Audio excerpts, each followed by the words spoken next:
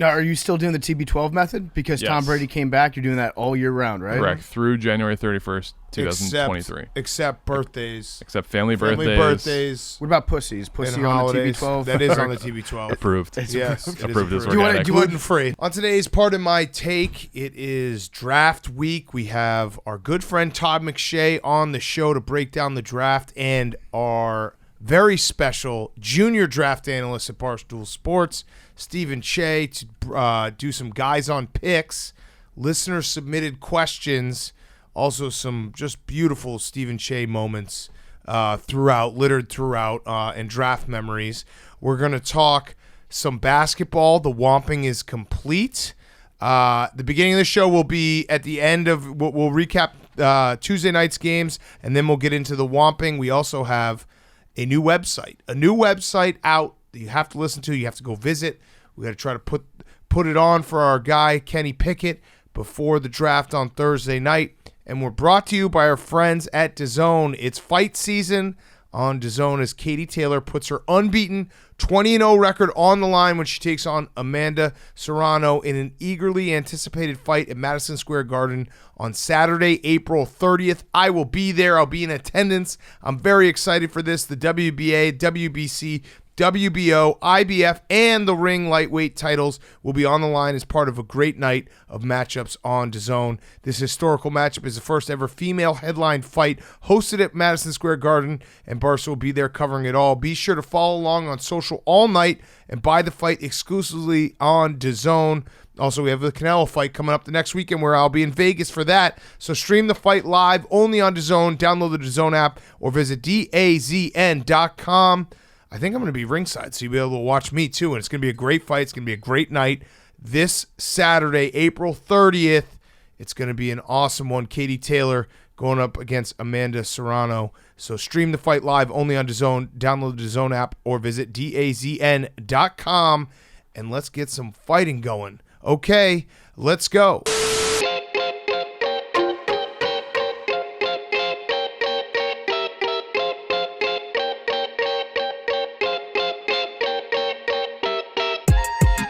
Welcome to part of my take presented by DAZN. Go check it out. Big fight Saturday night, DAZN.com. A lot of content coming out of there. I will be there. Today is Wednesday, April 27th, and the Minnesota Timberwolves continue to be a cursed franchise. So weird. So weird. But I will say, though, that I want this series to keep going on indefinitely. I want this series to keep going throughout the entire playoffs. Like, I don't want either team to advance.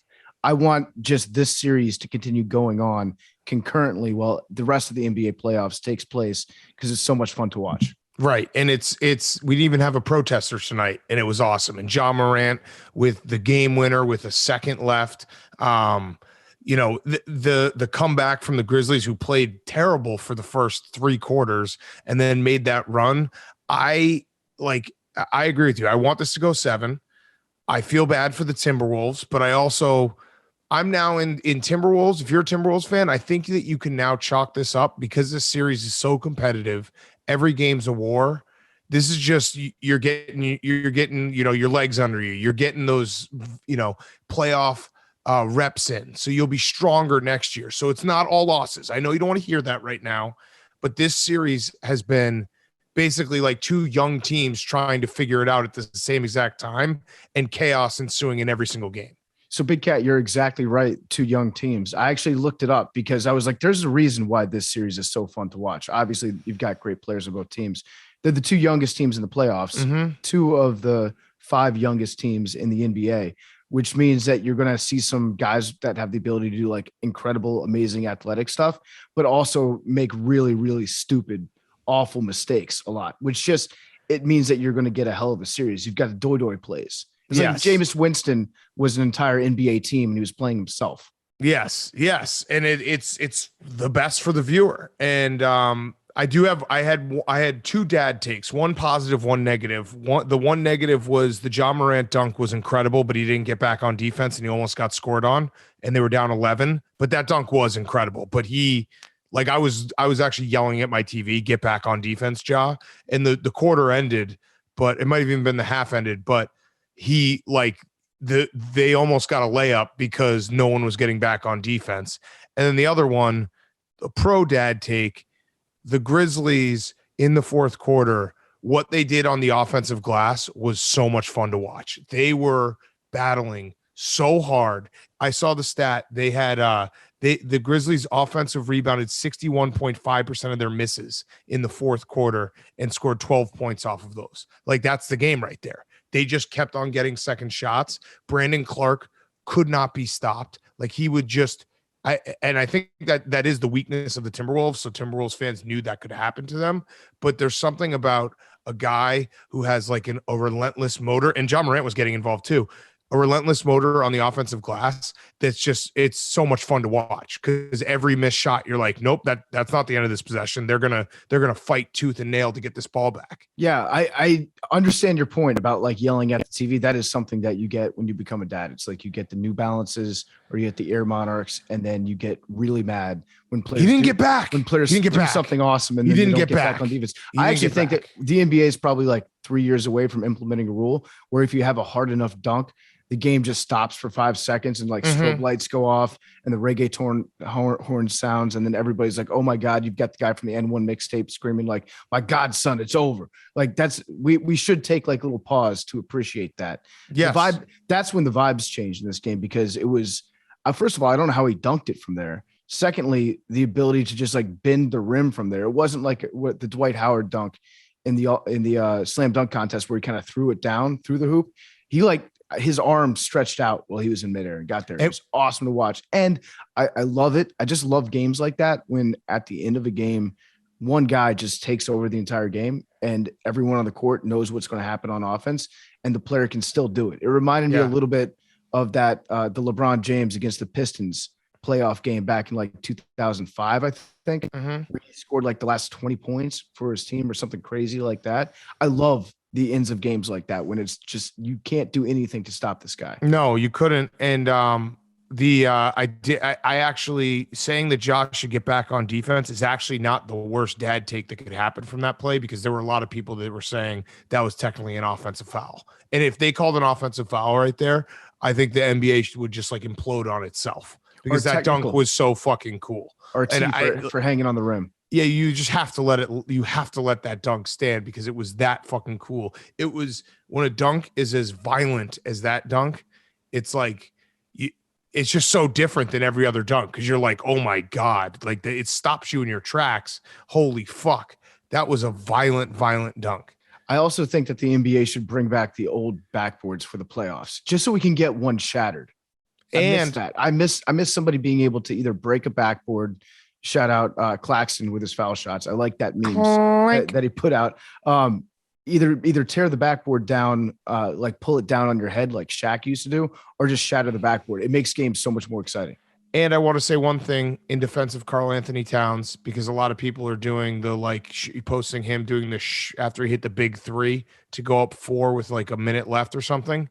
You have to be able to celebrate those moments. That's not like it's not like egg on his face. Oh my God, how could he shush the crowd? Like he hit a big shot. He played well. He's playing more aggressive. He still has like a few plays a game where I'm watching it. He had one where he was like galloping like a horse, trying to shoot like a one-legged fadeaway while also going forward. Like he has these moments in the game where his body just makes no sense. And I don't think it's almost like he's Pinocchio with the fucking, what is that called? What's that guy called? Geppetto? No, but what is this? The marionette. Like his body just like floats, but he was good. He's been aggressive. So I'm going to defend him on the meme that's going around.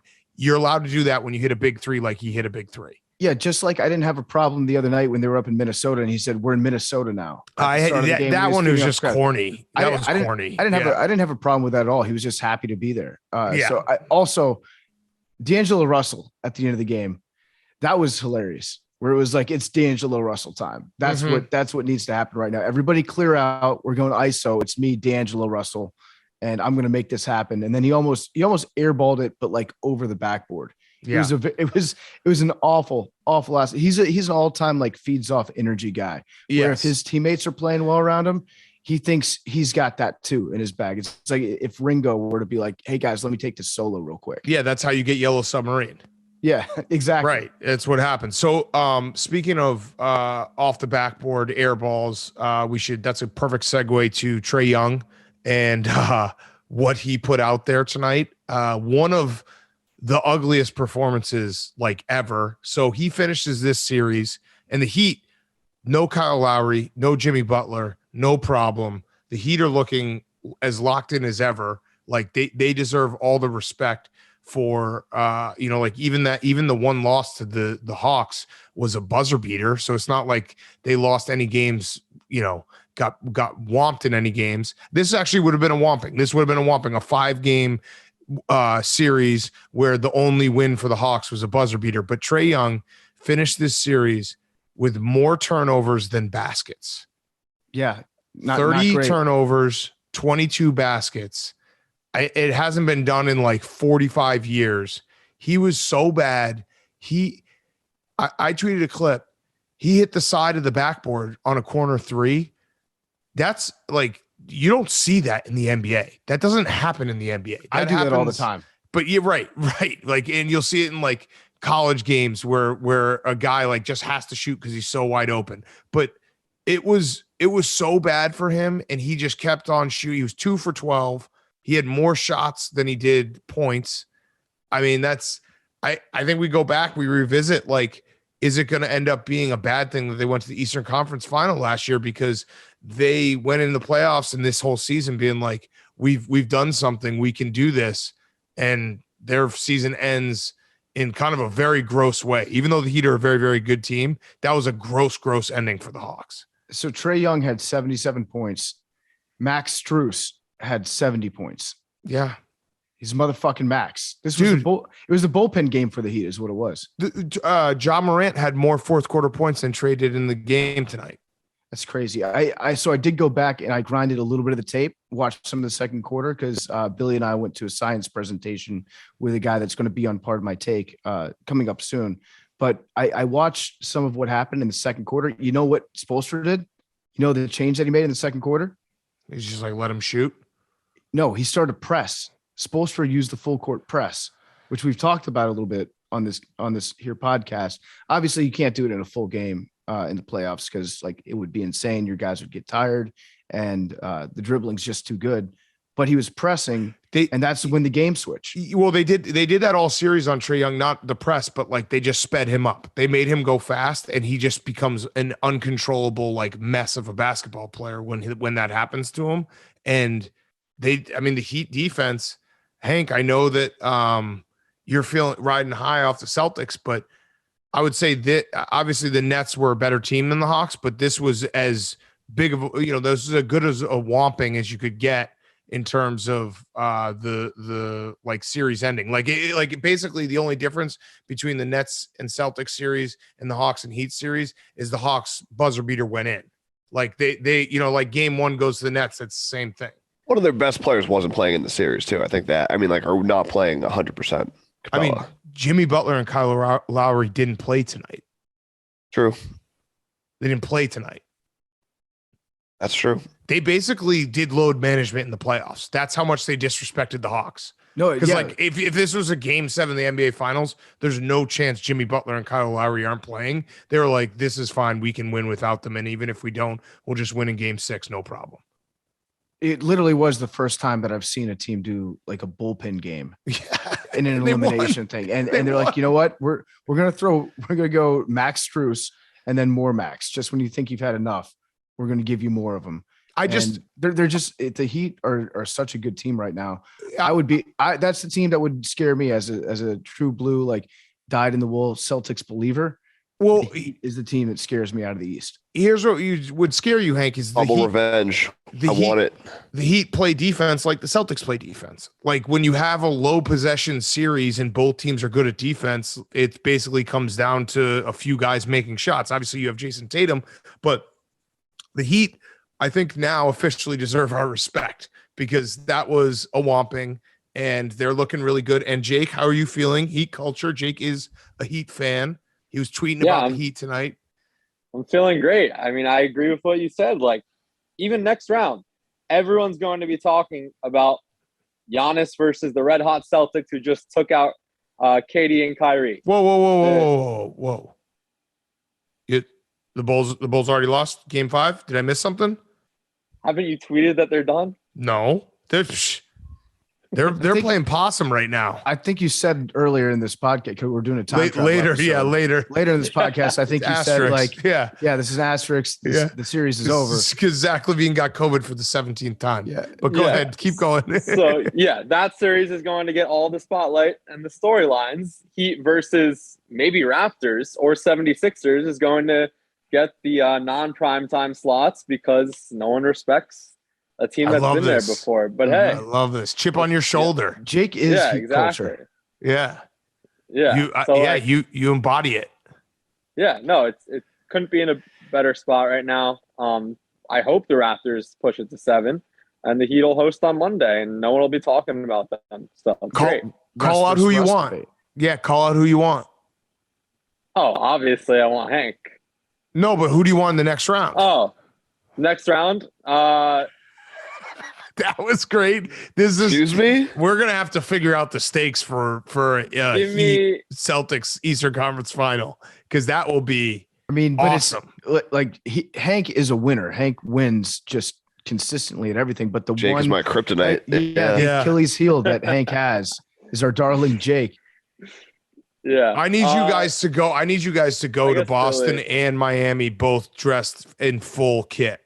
I think it needs to be a step over bet. I think the winner gets to step over the loser.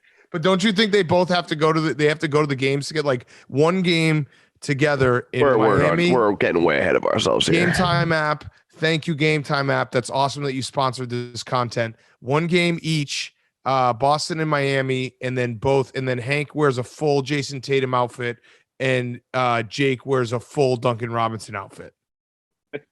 Well, yeah, I guess we I'm down. Like I would like to get there first.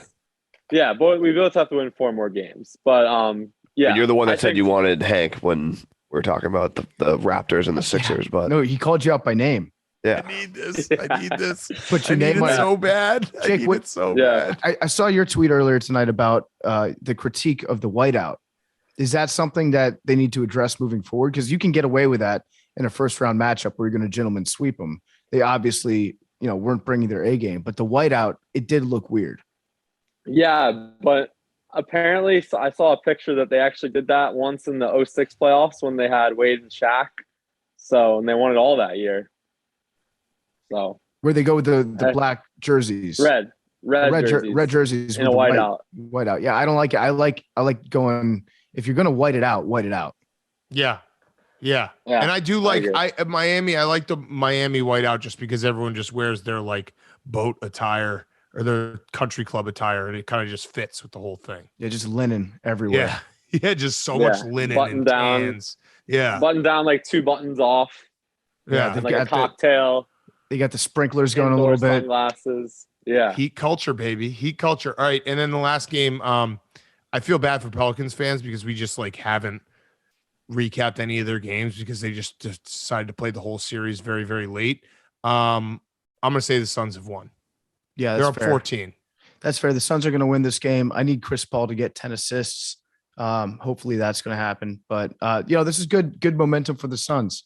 Hopefully they can learn how to win a game on the road. And listen, I want the Pelicans to win the series, but I also understand that as a podcast, we would probably lose one of our favorite guests if the Suns lose this series in Ryan Russillo. I don't think he'll ever come back on because it would be torture for him. We'd bring up Chris, we wouldn't talk about anything besides Chris Paul, and I think we'd make him cry. And I love him to death, but I think that we just have to say, you know what?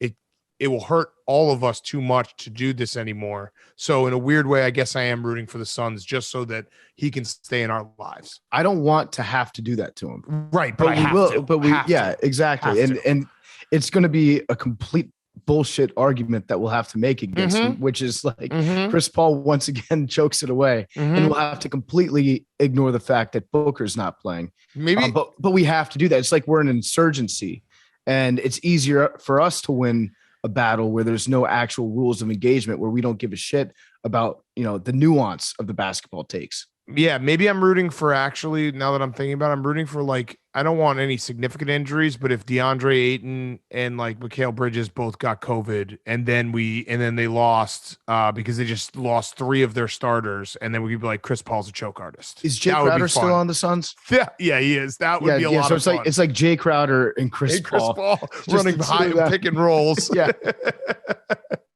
All right. We're gonna do a quick ad. And then on the other side, we're going to talk about the Whomping bet and the Wampus Cat, and then do Hot Seat Cool Throne, Todd McShay and Stephen Shea. Great rest of the show coming up, back in studio right now. Before we get to the rest of the show, a quick word from our friends at Shopify. Shopify gives entrepreneurs the resources once reserved for big business, so upstarts, startups, and established businesses alike can sell everywhere, synchronize online and in-person sales, and effortlessly stay informed. You can use Shopify to reach customers online and across social networks with an ever-growing suite of channel integrations and apps, including Facebook, Instagram, TikTok, Pinterest, and more.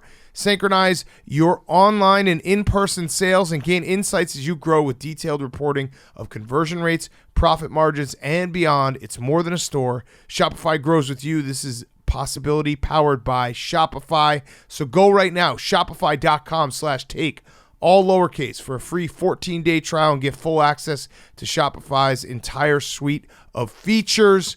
You want to be an entrepreneur? You have a good idea that you're trying to sell to the people? Shopify can do all of the tough work for you. Grow your business with Shopify today. Go to shopify.com/take right now. Shopify.com/take. You have that idea. You've had it for a while. I'm talking to you. Start making it a reality right now. Shopify.com/take.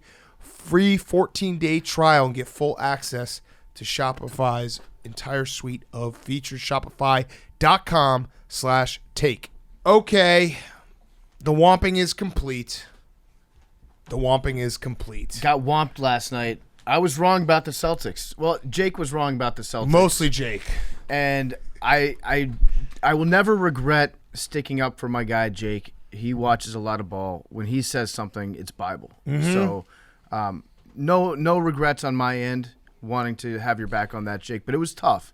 I mean, it was reverse whomping. Not only was it not a Nets whomping, but they got whomped in force. Thoroughly whomped. Yes, Hank. Question. Yes. And we'll get into it, but how much credit to the loss do you give Jake of being completely defeated before the game even began and having no heart or passion for the Nets to come back? The sighs coming out of him. I was sitting next to Jake. No, I explained the reason why I was acting that way, though. It's not just the day of the game. It was like the 3 days before the game. Jake had been – I'm glad that it ended last night with a Nets loss at home, because Jake could not have taken 2 more days. That's why I just wanted to rip the Band-Aid off. Yes. Like, even if they won 2 games, it would have been 2 extra days where I had to deal with it in my head. You just wanted to be done with it. By the way, you can watch the video on PMTV on the Pardon My Take YouTube. I will stand up for Jake right now and just saying the Wampus Cat that took place after the game, I allowed him to do pouches. So I thought that was fair because he didn't actually have anything to do with this. We dragged him in here. So he put a whole tin of pouches, Black Buffalo pouches with nicotine, checked on the video. PFT manned up with some skull. I'm still picking pieces out of my teeth. On the train ride back, we took a train ride back from Brooklyn to Manhattan, and Jake was sitting next to me, and he was just starting to sweat. I was starting to sweat too, because there's after effects. There's an aftershock that happens. Yeah, there's a lot of nicotine in those. It's a lot of nicotine. And the funniest thing he kept saying over and over again was like, "Why do you do this?" He was like, "This isn't fun. Yeah. What's good about this feeling?" Yeah. And he was genuinely puzzled about like why. Like a little buzz? Not like a little like. Oh yeah, you were feeling a little. Your head was spinning a little. My symptoms. Yeah. Okay. Let's hear them. Let's hear them. Nothing. Okay. As you're putting them in. Yeah. Head spinning. Yeah. Lightheaded. Nauseous. Then you have to poop, and then you take a dump. The poop part is the best part.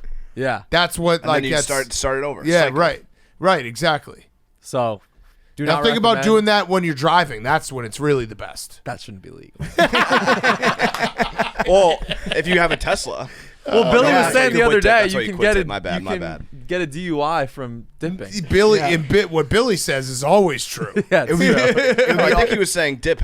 I'm not even gonna. I would love it if Jake got a DUI behind the wheel and the officer pulled him over and like, sir, how much have you had to drink? He's like, I just did 2 pouches of Black Buffalo. Yeah, I did a Wampus Cat a month ago. I was talking about Copenhagen Black, which has, I think, whiskey in it. Again, I don't know if that's true. Yeah, you could get it's like that. Billy's like, yeah, if you drink, if you eat what's the cake?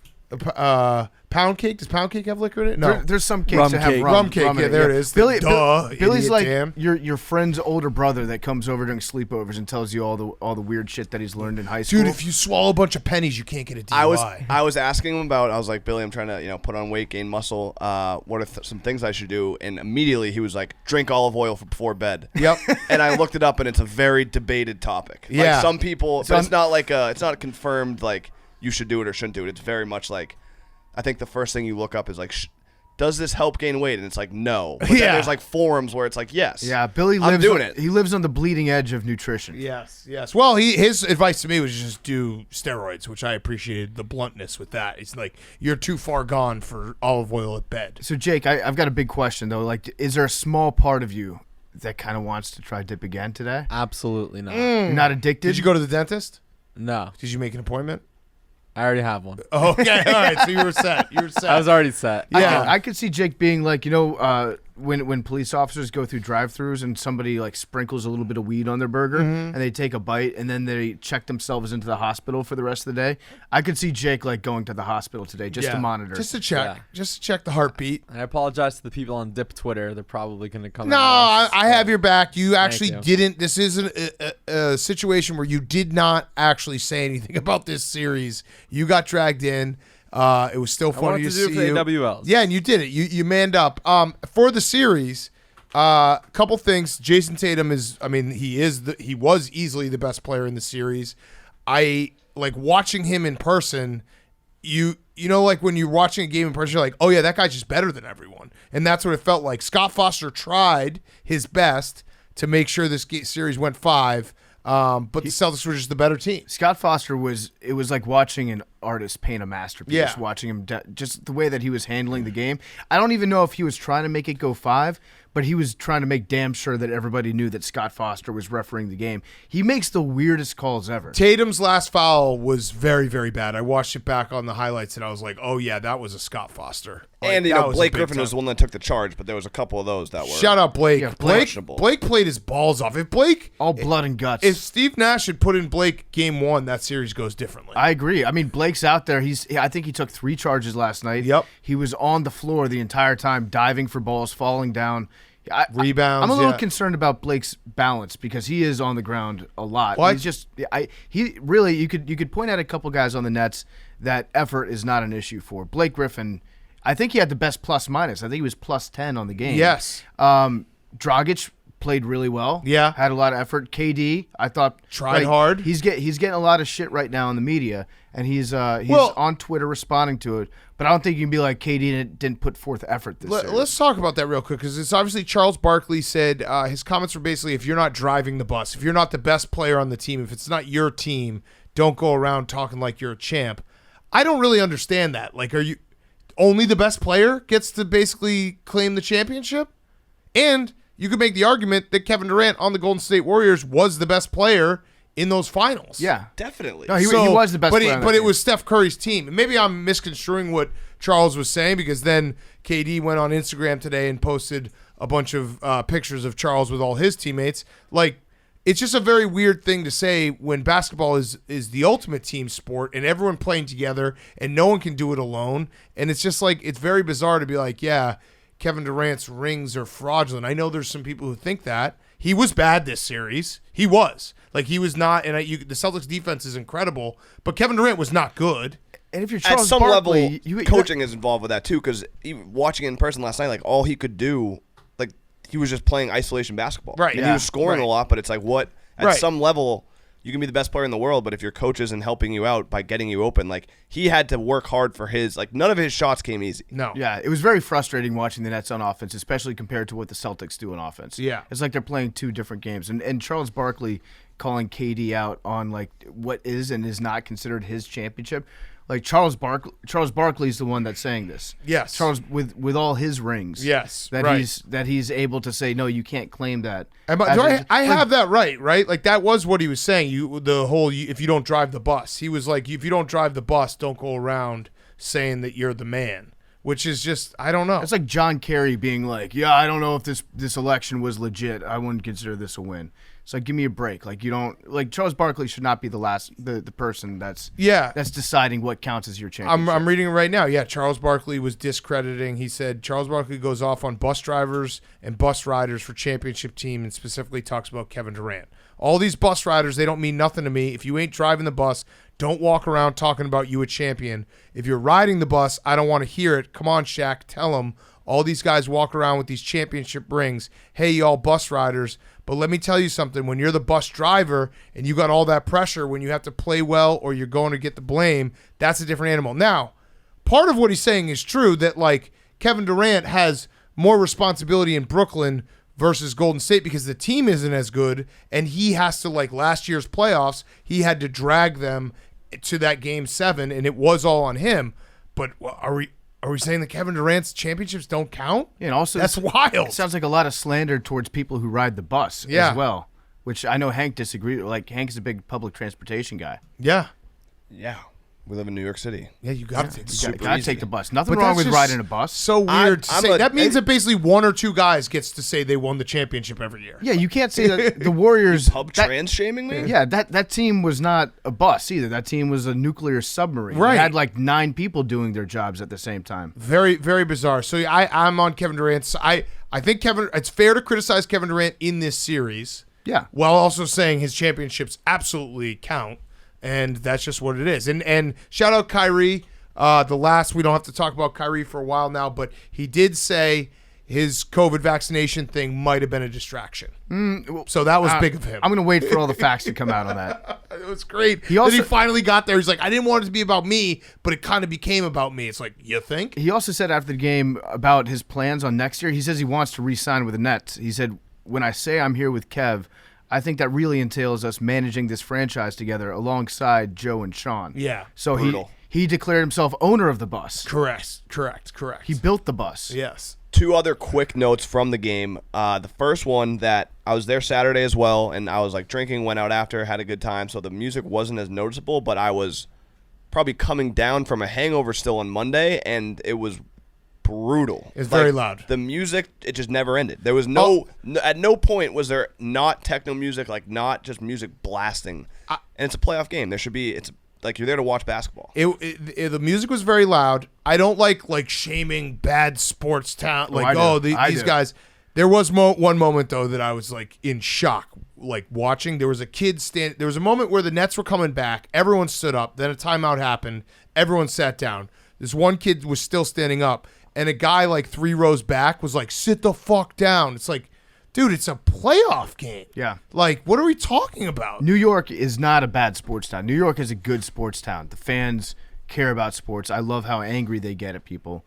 I will say, though, that Brooklyn, or at least inside the confines of the Barclays Center, that location right there is a bad sports town. I mean, they put a hockey team there and moved it out in like a year. Yeah. Bad sports town. And we witnessed history. That was my other note. Yes, with Frank the Tank calling every single one. That will also be in Liam. Actually, Bubba made up a huge compilation of every single one of Nick Clangston's misses and Frank going clank during every single one of them. Clank.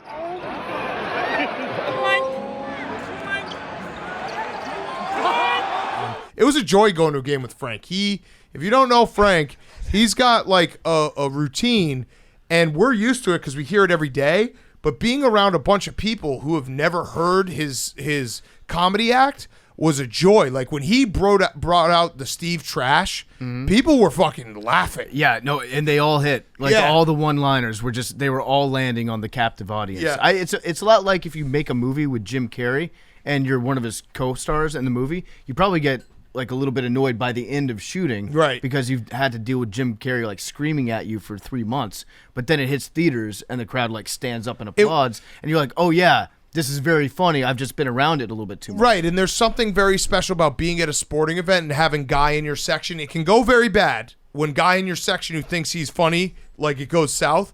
But when guy in your section actually is funny and has the whole section captivated, that man has all the power in the world. Yeah, because Nets fans were agreeing with him. Yeah. Celtics fans were laughing at it. Like it was very funny. It's like a bar. 0 technical fouls. Yeah. Steve Nash.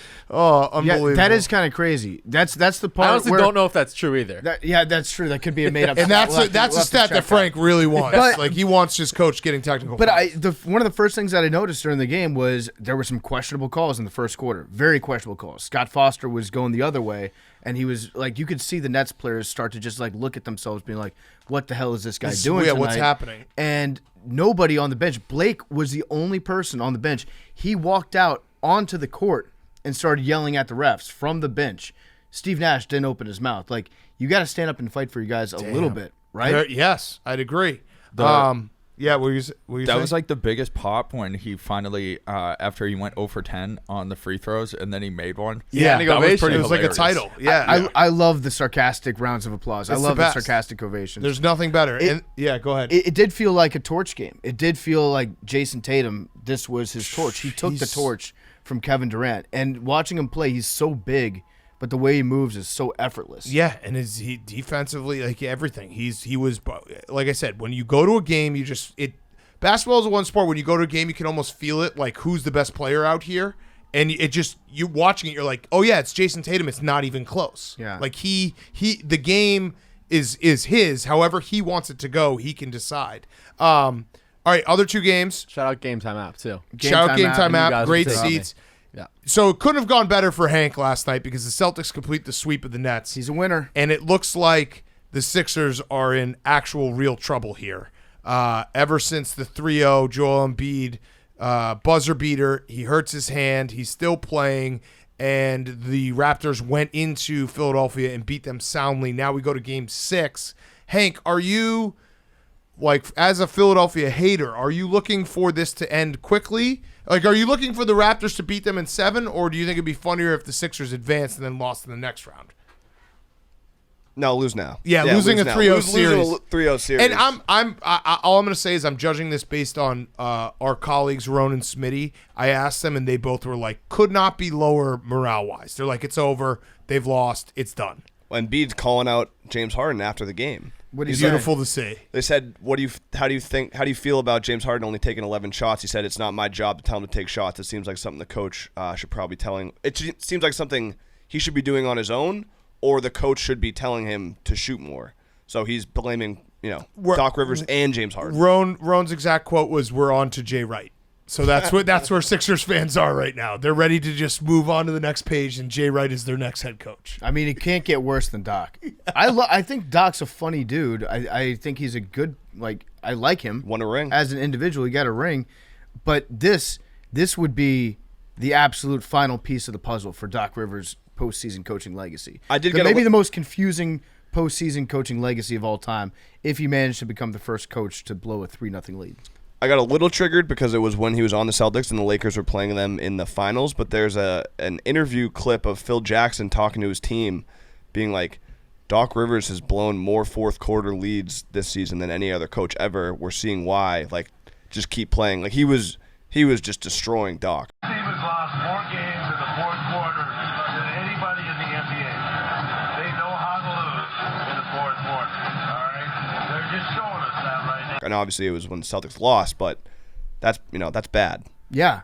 I mean, he's a guy that he doesn't have a good reputation. His reputation completely lives up to the hype. Like, especially if he goes through with this grand scheme. The one last heist for Doc Rivers. There's only been 3 times that a team in the NBA has ever evened a 3-0 lead, being down 3-0. No team has ever come all the way back. So they lost. 3 teams have lost Game 7 after being down 3-0. And going into this postseason, if you were to say, like, which coach is going to blow a 3-0 lead, we would have all said Doc Rivers, right? Yeah. So, and then, the other game, I mean, the Mavs are going to hopefully get rid of this Jazz team. Luka feels like he's all the way back.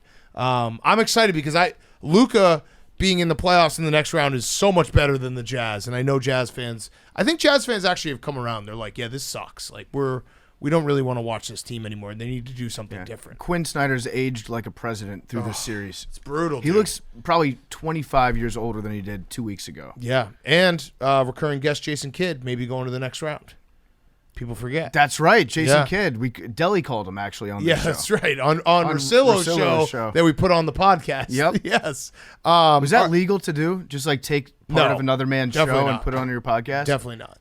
Come do something about it, Ryan. Yeah. All right, let's do hot seat, cool throw, and then we got Todd McShay, and then guys on picks with Stephen Che. Hank, hot seat, cool throw. My hot seat is unwritten rules. Okay. This is baseball, talking about dip earlier, although this has nothing to do with dip. I don't know why I just said that. But over the weekend, PFT's Nationals were playing a game, and they were down by only 6 runs, and the Giants tried to score another run. They, stole a base or waved a guy in at third, got thrown out, and then the Nationals were coming off the field, pissed off, thinking that they were getting the score run up on them when it was only 6 runs. To be fair, a 6-run lead to the Nationals is 20. We're not going to come back from that. But, yeah, I agree. It was ridiculous. But you know what? Sometimes when you have a shitty team, you have to just get into a fight to get everybody believing in something together. Yes. Get everybody on the same page. You have to start looking for those little perceived slights. Otherwise, you're just going to be dejected all year. So, yeah, that's it's probably more about the condition of the team overall. It's like getting in a fight in college when you then go back with all your boys. You're like, see how sick that was? That was crazy, dude. Did you punch that guy? No one did anything, but you're sitting there afterwards oh man, adrenaline, bumping. Everyone's boys tighter than we've ever been. That's exactly what it feels like. Yeah, you're up until 4 a.m. talking about the fight together. You're oh dude, I forgot I swung on that guy. One time, but this would be dude, we could have just scored 7 runs. No, can't Sometimes do that. Sometimes you got to fight. Can't do that. One time I just get through the lineup once. Oh, dude, we could have just gotten pizza. Yeah. But no, sometimes you got to fight. Yeah. I called one of my friends one time when I was getting into a fight because I was way outnumbered, and we got into the fight, went home. About 4 hours later, I want to say, around 3:30, 4 a.m., the friend that I called barges in the front door like the Kool-Aid man. He's like, let's fucking go. Let's fuck these guys up. I was like, dude, that was at midnight. He gets credit, though. Yeah. He gets credit. He showed up. Better late than never. Yeah. Then my cool throne is NFL fan fiction. This was going to be my Who's Back from Monday. Are you talking about me and my dad again? I am talking about you and your dad, and I don't know if Chris Sims probably isn't a cousin, but he's involved in this one. No, we don't claim him. Yeah, no, I would hope not. Step uncle. But he said that Tom Brady was trying to get traded to the Dolphins for a second-round pick, and that they were also going to trade for Sean Payton. And the only reason that didn't happen was because of the Brian Flores thing. Would you say that Chris Sims is well connected with the Bucs, the Tampa Bay Buccaneers? No. Remind me again where he got drafted and where he played. What, 100 years ago? Okay, so you think everyone's making this up? Yes. Just to piss you off? Yes. Okay. Do you believe that? Yeah, I kind of do. I thought it was going to be something else because listen, we love Florio. He gets dragged sometimes on the internet, but his tweet last night was so emo. I wanted to text him and be like, "You okay, dude?" He said, "I have a mock draft ready to go. I'm seriously thinking about not posting it this year. What's the point? There are plenty of other ways to talk about the draft without pretending to know what's going to happen." Wow. What's the point of any of this? I think Hemingway. What's the point of us doing a podcast? I think Hemingway said that the 6 saddest words in the English language: "For sale mock draft, never read." What's the point? I'm sure you know Rick Stroud, PFT, a prominent Bucs reporter for the Tampa Bay Times, someone who's very much plugged in the Buccaneers organization, and he was quick to dispute Sims' claim. So, whose side are you rolling with here? Who's to say? Yeah. I mean, do you think there's no chance that Tom Brady wanted to go to the Dolphins? Out of everything that we've heard, that Tom Brady was going to be an owner of the Dolphins. This is what fan fiction is. Yes, there's a chance maybe Tom Brady might have wanted to entertain going to the Dolphins. That gets out there, and then these fan fiction writers just start making shit up for clicks. It's very fake news media. Wait, why are you upset about the Dolphins thing? What does this have to do with you? It's not upsetting. It's just when these things get reported, oh, can you believe Tom Brady was going to go to the Dolphins and Sean Payton? It's what? And then you look into it, it's no, this is I can start making this shit up. But you're not mad. But what does it have to? What is it if he went to the Dolphins? Would that make you mad? I think Is there a division absolutely. rival? Yeah, All right. no, absolutely. Okay, all right. It's all not. I don't even have to entertain it, but it's more when PFT and his dad like bring it up as matter of fact. I mean, it when sounds it's purely what? fan fiction. Fan fiction. I think that Hank's probably right to a certain extent where it was something that was discussed. It was never something that was like ironclad going to happen, but it was probably talked about. And the Sean Payton makes it more of like, okay. And now they know that whenever they write about or dig into like what conversation was had when, that's another win for whatever website they're writing for. A bunch of clicks coming through. I kind of agree with that, Hank, but I also think that it was a thing that was definitely discussed. Many things get discussed. Yeah, that is true. Many things do get discussed. Point Hank on that one. Yeah. Lots of things. Lots of things. Yeah. Binders of discussion. Yeah, not everyone has ironclad NDAs like fourth floor Hank. Like a team was going to get Hank's got a Matt He's Lauer. on the- one he's on the second, fifth floor now. one second He's on the round fifth pick floor. for Tom Brady and a first round pick for Sean Payton. Like, oh yeah, that makes sense. Mm-hmm. That would happen. Maybe. Are you being sarcastic? I can't tell anymore. Yes. Okay. All right. PFT, your hot seat, cool throne. My hot seat is the situation and all of his colleagues and cohorts, because I'm a shore guy again this summer. I'm going back down to the Jersey Shore. I got addicted to it last year. Spent about a month and a half down there. Loved every minute. Booked the beach house today. It's official. Nice. It's happening. Going to be playing a lot of golf down there with our good friends at Barstool Golf Time. Going to be hooking up with tea times. I'm going to be slamming pork rolls, novelty drinks, whole nine yards. I'm so excited because I feel like summer gets a bad rap. I know you're not a big summer guy. Preach. Big Cat. That's not true. Preach PFT. That's not Summer- true. no, I summer- don't like. I'm happy you've converted. I It used to don't be like me against August both of you two. in New York City. I will stand by that forever. wait, New York hey. City's disgusning in the middle of the summer. Hank, what are you talking about? I love summer. Summer's great. Summer's always. I like been a summer thing of too. I mine. do not like summer in New York City. Is summer It's gross. Is it your number one season? I think it might be. I think summer. You're not a football guy. 'cause Summer fall / is- fall. No, you can't do that. What the fuck? I like summer / fall. No. Yeah, because guess what? Guess what, bitch? September, that whole month until the 21st. fall. That's Yeah. no September. fall. September is the summer. We're not doing the lunar calendar. bullshit. It's when Labor Day happens, summer's over. Okay, well, what I'm saying is I love the summertime. I love being at the beach in the summer. I used to do this thing where I would go on vacations and try to see the world during the summer, but then I realized every place I would go in the world, I would just try to be near a beach. So why not just live at the beach There you go. for most of the summer? So for a lot of July and August, back at the shore, baby. Can't wait. Love it. I mean, I booked a place too. I'm not gonna. Yeah, I mean, I'm going to Eastern Long Island, so I like summer too. Okay, there you go. I'll be here on the third floor working. I don't think I can go to the Jersey enjoy Shore your with guys- 2 little kids and like walk around and everyone be like, "Big Cat, what up, bro?" No, enjoy your time off. I'll be on the third floor. Oh, you'll be here? Yeah. Hank will be working. My cool throne is the skies of Georgia and Azerbaijan, because This is a very PFT centric hot seat cool throne. well, no, I gotta talk about this because we're streaming it Okay. on Wednesday night. Hank, would you like to talk about it? Talk about you streaming Flight Simulator? No, I didn't want to just be talking about myself, Big Cat. Well, no, go ahead. Go do it. Okay. On Wednesday night on the Part of My Take Twitch, PFT commentator will be streaming Flight Simulator.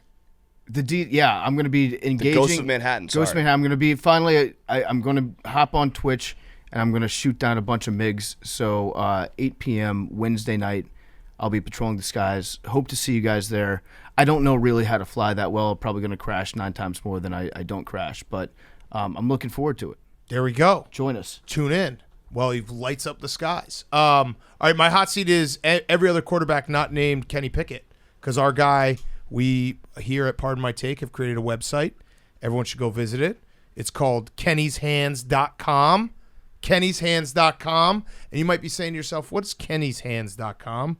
Well, it is a place where you can decide the difference between Kenny Pickett's hands, see if Kenny Pickett's hands are bigger or smaller than random objects. So you want to fire it up real quick? Fire it up.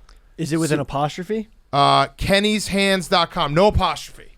I don't think you can type apostrophes into the URL I don't think bar. so. I do not think so. Let's just here we go. Kenny Pickett's hands are bigger than 2 Crayola crayons. Kenny Pickett's hands are bigger than a 4-pack of AA batteries. Kenny Pickett's hands are bigger than a cosmic brownie. Ooh, Kenny Pickett's hands are not bigger than a concrete grain silo? Ooh, okay. Just barely missed that one. It's a tough break for Kenny. Kenny Pickett's hands are bigger than Milk-Bone dog treats. Ooh, Kenny Pickett's hands are bigger than sidewalk chalk. Kenny Pickett's hands are bigger than a skateboard, parentheses, tech deck. Kenny Pickett's hands are bigger than a Lego Bionicle. I don't know what that is, but they're bigger. Kenny Pickett's hands are bigger than Exhibit 164A from the O.J. Simpson trial. Kenny Pickett's, now this is fairness because everyone should go check it out. Kenny Pickett's hands are not bigger than the Burj Khalifa. Kenny Pickett's hands are bigger than a Pittsburgh steel adjustable wrench. Wow. That's big. That's big. These are all the things that Kenny Pickett's hands are bigger than. Everyone who's saying his hands are too small, we are here to dispel that. Go visit it. Visit it often. Spread it around to the people. Kenny'sHands.com. Do you think that Kenny's hands are bigger than more things than they are not bigger than? Yes. I think so. Yes. Well, I mean, we could just check the site. That's true. If you hit it. It's one of those, like, how many are there more doors or windows questions or doors or wheels in Yes. the world? I think that his hands are bigger than most things in the world. I just did it 15 times, and there was only the Burj Khalifa. Which is maybe the biggest thing in the world. Right, which is the biggest thing in the world. So I don't really know. Kenny Pickett's hands are bigger than Infant Yeezy Boost 350. Those are big. Kenny Pickett's hands are bigger than a ballpark Frank.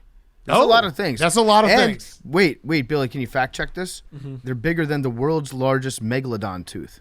Yeah, Megalodon's tooth spout like 6x6. Okay. So they're bigger than that. Yep. Wow. Megalodon was kind of a bitch, huh? Yeah, those teeth weren't that. Well, no, they're big teeth. They're big teeth. Dude, they're teeth. Because Kenny's hands are bigger. bigger. Kenny's hands are bigger. I was assuming if you're going to call it megalodon, it should be mega. It's not very mega. Yeah. So yeah, go check it out, Kenny'sHands.com. And then my cool throne is the Milwaukee Bucks because they get to go to the second round because Zach LaVine has COVID for like the fourth time. So I think we all agree that the Bulls were right. We're about to beat the Bucks, have a historic comeback, but Zach LaVine got COVID again. Yeah, it's a tough break. Yeah. So what are you gonna do? Asterisks. Yeah. Asterisks on this series. Something to build on. Bullshit. That was total bullshit. All right, Billy. My hot seat is Genghis Khan. According to the Smithsonian Magazine, a new study by the European Journal of Human Genetics has determined that Genghis Khan does not have the highest genetic net out of all Y chromosomes ever. So what does that mean? So remember how people used to say that Genghis Khan has 16 million descendants and has like the widest he's genetic like Seattle spread? Slew. Yeah, in like 0.5% of the world population. Turns out he is one of 11 who has that wide of a reach by a new study. Whoa. So you divide all of his offspring by 11 is what you're saying? No. So there's another guy who there's another dynasty ruler by the name of Qin, a Qin dynasty ruler, and that's Qinq, called Geo Kanga, who also has up to 16 million living descendants. So Genghis Khan is off the throne of the highest. Wow. Ooh, that's what everyone knows him for. Tough break. Okay. Yeah. And my cool throne is Zach Wilson. There's a very funny, relatable video that was going around of Zach Wilson on the golf course, bantering with some people. And for some reason, be it his PR team or even the Mormon church, that video cannot be found anymore. It's been totally scrubbed. Every time it's uploaded somewhere, it goes away. That's weird because you sent it to me. I know, because I have it. So I have it too now. It's very relatable. But for some reason, can we post it? No, so I tried to blog it, but it was basically not worth blogging because whatever entity out there that's having it scrubbed from the internet is doing it very well. So did you compromise me by sending it to my phone? No. Okay. But it's on my burner account, for those that know. Can you... Oh. It's a hilarious video. It's nothing bad for Zach Wilson. It's just him on a golf course bantering. What kind of banter? Funny. He's just making funny jokes. But I think you should put yourself on the cool throne too, Billy. You are one of the most fashion-forward people I've ever met. I haven't seen someone wear socks with Sperry's. We're bringing back Elites maybe and ever. Sperry's. Well, I think the more questionable decision is the socks are being worn on the outside of your sweatpants. I'm tucking my sweatpants into my socks. Yeah, what's the logic behind that? He's basically Just Kanye. It's activewear. Okay, got it. It's ready for competitive casual. Exactly. Yeah. I just sent it to everyone, so now everyone is going to probably get shut down by the Mormon church. No, just if you post it online. Okay. Like it was on Reddit, it was on the Jets Reddit forum, it was everywhere, and then all of a sudden just disappeared. It's not even coming through to me. Yeah, it was on TikTok. It's a very funny video. It makes Zach Wilson very relatable. He got shadow banned on iMessage because he sent this. Wow. Jake, your hot seat, cool throw, and then we'll get to Todd McShay and Stephen Che. My hot seat's the NBA on Christmas Day. Yeah. You saw this? So the Spanked. NFL is now doing a triple header on Christmas Day. So they just took over. Spanked. NFL is king. This was what I Spanked. think you said is pretty much mentally your opening day of the NBA. Yeah. Christmas Day. And now it's just no one's going to talk about Nope. I do love NBA on Christmas Day, but not when Three NFL's NFL being games. played. Nope. Is there any day that the NFL could not take over if they wanted to? People were March saying Madness. Yeah, people were saying like I'm biased. no, I actually First would 4 agree with days. that. I think the novelty two of March days. Madness Thursday, Friday. yeah. What if they had the draft on Thursday of March Madness? I would watch March Madness. I would too, Yeah. but what do you think would get higher ratings? Probably the draft. I mean, because also, I mean, it's cumulative, like March Madness ratings, maybe March Madness, but Right. like, yeah, I mean, that would be a toe to toe. Yeah, the NBA, they're screwed, and I know there was a lot of NBA fans like, well, they can only do this when Christmas is on a Saturday or Sunday. Right, It's because like, they're moving the big slate to Saturday. They did this a few years ago. just so you know, too. they can do it whenever they want. Yeah. If they want to do it next year on a Tuesday, they can do that too. Yeah, Roger Goodell determined that the only rival that he had yet to conquer was Jesus. Yeah. And so he's So got him taking square him in down. his sights. Yep. I think there's going to be a game. I think I read this earlier today that there will be a game on that Black Friday after Thanksgiving. Ooh. Wait, really? Which would conflict with the USA-England game, I think. Well, in that the already World Cup. conflicts with Iowa and Nebraska. Yeah. That's I mean, true. it's an all-time color game in college football. I watch true. that every And year. Virginia Tech, Amazon's UVA. made yeah. a bid for a Black Friday game. Doesn't look like it's official yet. Okay. They're exploring the possibility. That would be tough for me personally. 70 to 100 million for one game. No, that's a traditional day that I need to stay the same, where it's like all the games that I lost on Thanksgiving Day, I can then be like, all right, I'm taking Iowa. Yeah. So don't do that to us. And then your cool throw? My cool thrown's the Rams social media team. Yeah. Cool video about the draft, and they don't even have top picks. I started to watch the video wanting to hate it, and then halfway through I was like, this is pretty fucking cool. Are they staying in another like sick bachelor pad? Oh, yeah, that's right. I forgot they did that. They had the best house last year. Yeah, they did. I don't know, but like, who needs picks if you're winning I guess that was probably a COVID thing. trophy? So Yeah. they probably will just be in, or no, they'll probably just be in their facility. But yeah, I do respect the Rams' just complete commitment to just paying for any free agent, never having draft picks, and just saying fuck the draft in general. yeah. Did you watch the video? It was sick. I It saw was better than like most movie trailers. I saw Aaron Donald at the chalkboard. Yeah. Right? Yeah, I saw that part. yeah, Of it. yeah. And I think who's the actor that's playing Stan Kroenke? Was it Dennis Quaid? I think Dennis Quaid was in it. So they essentially were like, we don't have to do any scouting for first and second round. Yep. So let's put all of our resources into making this awesome video. I love that. What now? It could be a smokescreen. It's lying season. What if the Rams like trade all the next 5 years worth of first round picks to move up For into the weakest first round draft ever. Yeah, into the weakest draft ever. That would be You great. never know. Yeah, zag on everyone's zig. All right, let's get to our good friend Todd McShay, and then we have Stephen Shea, guys on picks after that. Before we get to Todd McShay, he's brought to you by Barstool Golf Time. That's right. You know what another term for short season is? It's golf season, and it's here. All of us on the Part of My Take show are going to be hitting the course as much as we possibly can over the next few months. And we're going to be booking all our tee times on the Barstool Golf Time app. That's Barstool Golf Time. Check out the app right now. It's super easy to use. Take all the hassle out of planning your next round of 18.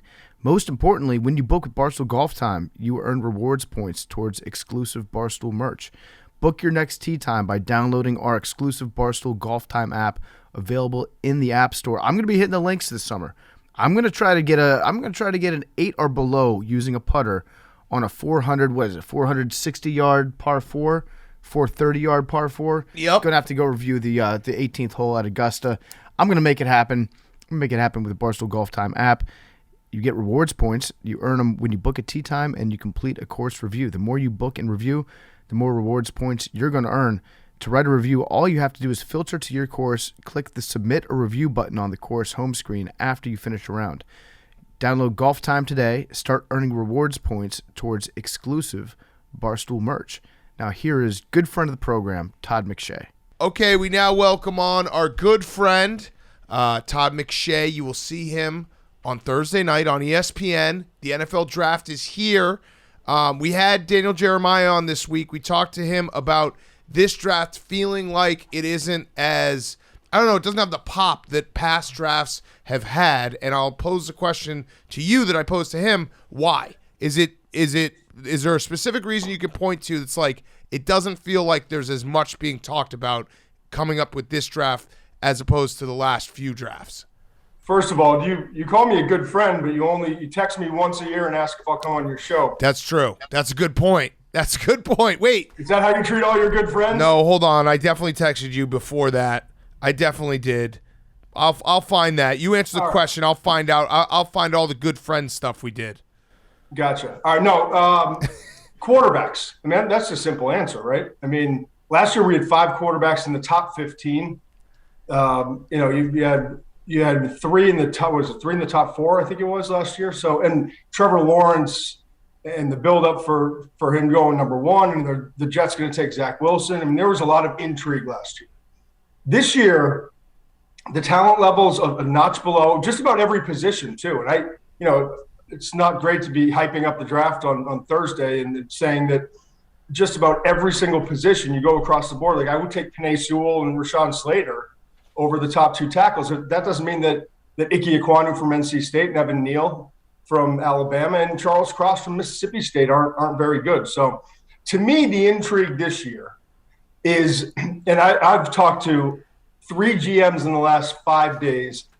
I've talked to 10 different teams in the last 7 or 8 days. Almost every single conversation starts with, I can't remember a draft where like you talk to a different team and like all 4 receivers, let's say Drake London, Garrett Wilson, Chris Olave, his teammate at Ohio State, Jamison Williams from Alabama. You can literally find teams in the league that have those 4 in all different orders. And there are different teams that have Drake London 1, Olave 1, Garrett Wilson 1, and Jamison Williams 1. So then you go to like offensive tackle. I know the Giants and the Carolina Panthers have, I should say I know, I am told, and I believe, based on the source, Charles Cross from Mississippi State ahead of Ike Ekwonu and ahead of Evan Neal. And then there are other teams, like Houston very well could take Ike Ekwonu at number 3, and if he doesn't go 3, he could go 4. Right. But every position, I think, is just a tick behind last year. And this year's receiving group, we could have 7 receivers in the first round. Mm-hmm. I would bet on, if the over-under is 5, I would take the over. That's crazy. So which is as good as 2 years ago. It's a lot like 2 years ago when Henry Ruggs was the 12th overall pick. That was the first receiver off the board, but there were 6 first-rounders. Last year there were 5, but Jamar Chase, there's no Jamar Chase in this class. So is there any position, would you say, like, this is the draft of X position that's better, like, unusually good? The punter? You've got Ariza. Is this the draft of the punters? He's a good jumping off point. Edge. I think edge and wide receiver are the deepest groups. And it's weird because this year, because a lot of shortened schedules last year in 2020 due to COVID, forced a lot of players to come back to try to prove that they were first rounders or second rounders or third rounders. And so there's more talent in the 3rd and 4th round this year than any draft I can remember in the last 20 years of doing this. But no one wants to talk about the 3rd, 4th round, right? Yeah. But I think edge, when you have potentially the top 3 picks coming off the board at one position that's not quarterback, that's a big story. I mean, I think Trayvon Walker is going to be the pick for Jacksonville, which is a surprise. But that's based on like conversations in the last 3-4 days, honestly. Right. I thought all along that they would go with the solid double, Aiden Hutchinson, leader, team guy. He's prepared. He has the stats. 14 sacks a year ago compared to Trayvon Walker, 9.5 sacks in his entire career at Georgia. So, but you look at this position with Aiden Hutchinson, Trayvon Walker, Kayvon Thibodeau, who is going to go somewhere in the 2, 3 to 8 range. I'm told the parachute pick would be the Falcons at 8. But then after that, Jermaine Johnson from Florida State, George Karlaftis from Purdue, Penn State's Arnold Ebiketie, the Boye Mafe from Minnesota. I mean, there's a lot of edge defenders and a lot of wide receivers. And that's why I think you might see teams like the Jets who pick at 4 and 10 and then 35 and 38 pass on receiver early, especially at 4, because when the tackles run out, they run out. After those first 3, There's Trevor Penning from Northern Iowa. And then there's a massive drop-off after that. So I think tackles are going to go quick because teams know we can't get a starting tackle day one early in the second round. I like your answer about how each team has these guys, ranked differently, because I think that actually plays into what we're talking about this draft, maybe not having the pop. A lot of fans go into the draft, and it's almost like you have a guy circled, and it's basically you go in the draft, you hope you draft the guy that everyone's saying, and then if you don't, you can bitch and moan. Right now, everyone's going in the draft, and there's basically everything's a question mark. Let me ask you this. There's a couple teams that have multiple picks in the first round. Everyone feels like they want to trade back, but at this point, there can't be a big market for trading back because of this draft, correct? Like, it's going to be difficult for teams to say, "Oh, let's punt to the future. Let's get another pick next year and trade back in the first round with our second first-round pick." That feels like it might not happen. Yeah, I tend to agree. And I think, as I mentioned before, with offensive tackle, that could be the spot or the position that you see teams move up for. Normally it's quarterback, right? I don't think we're going to see any movement at quarterback. In fact, I'll be shocked that if a team in the top 19 picks that didn't trade up takes a quarterback. So maybe there's a team that moves up ahead of Pittsburgh. Maybe Pittsburgh has its eyes set on Malik Willis from Liberty and says, we're not going to wait for a team like Detroit or Atlanta or Seattle who have a bunch of picks later to try to move up ahead of us. So maybe they get out ahead of the curve. But if nobody traded in the first 19 picks, I don't have a team for you that would draft a quarterback. What about Carolina? Pittsburgh, what's that? No, I'm told that it's not going to happen. And really? I was surprised when I heard the news on Friday, and then I talked to two different general managers that had heard the same thing, that Carolina – I think Matt Rule wants to draft a quarterback, but Matt Rule, if things don't go well next year, isn't going to be there. And I'm told it's kind of both sides, that Matt Rule wouldn't be disappointed to go be a head coach in college football again. Mm-hmm. And the organization isn't going to let a coach that might have just 1 year or maybe not even a full year left as their head coach be a major part of their decision-making for the future. So, Atlanta at 8 is not taking a quarterback. I don't see Seattle at 9 taking a quarterback. I think you're going to see the run happen where it should happen. These quarterbacks are back half of the first and early second round quarterbacks. That's where the grades are. That's also part of it, because we are now conditioned, and you can go back to even the Christian Ponder draft where he was a big bust. But we're conditioned that no matter what, the week of the draft or even the month of the draft, quarterbacks will start getting the buzz, and they'll start moving up the draft board. So you're saying that this might be one of the first times in a long time where the quarterbacks get picked where they probably should get picked, and there's not this crazy rush where everyone jumps up and maybe reaches a little bit. It's starting to look like that. Wow. Very much so. And it's like, it's funny when you talk, because in the media, like we're so conditioned that that's exactly what's going to happen, right? Like, all right, here we go. It's mid-April. Where's the buzz? And then you hear one little whisper about, this team could move up. And it's like, all right, it's going to start. And everyone's like, Malik Willis, I'm hearing he's going in the top 10. Tell me where. I don't see it. This year's class reminds me so much of 2013. See if I can remember it. Blaine Gabbert was a surprise at 3 to Jacksonville, right? Then it went to, I think, 22 with Johnny Manziel. Then Teddy Bridgewater was 32, I want to say, the last pick in the first round. And then Derek Carr was early second with the Raiders. And then New England drafted Jimmy Garoppolo, I want to say at pick 62 or 64. So it reminds me a lot of that class, because there could be that one wild card that we don't foresee at this point. Because remember, if you remember back to 2013, I thought Bortles would be the first quarterback off the board. He should have been. I didn't think at number 3. Yeah. I mean, that shocked everybody. Anyone who says that they knew that and does not work for the Jaguars at the time, they're lying. So this is very similar, and it won't surprise me too. Like if Desmond Ridder or Matt Corral or Sam Howell, very similar to Derek Carr and Garoppolo, wind up being the better quarterbacks 5 years from now, and they were the second round picks. I mean, that it almost went in reverse order in terms of career success. Throw out Johnny Manziel in that, really. Yeah, but Blake, I hope that's not a ricochet shot at Blake right there because he beat the Steelers in the playoffs. That's true. He did. He ended Big Ben's career. Bridgewater had, I would say, had a little bit more sustained success. Carr obviously was better than Bridgewater. Garoppolo isn't better than Carr, but he's won bigger games. Okay. Yeah, so it was a 2014 draft. You did nail the Teddy Bridgewater. Was 2014? 2014. 62 overall was Teddy Bridgewater, or was Jimmy Garoppolo. But yeah, you this is actually a very good comp draft where it's a lot of guys late in the first and early in the second. Now teams, let me ask this for quarterbacks because we've seen it. You can even point to Teddy Bridgewater. We saw it with Lamar Jackson when the Ravens moved up. Will there be that move up at the end of the first round because you know that you actually you have that extra year of control for a quarterback? Was that where you could see?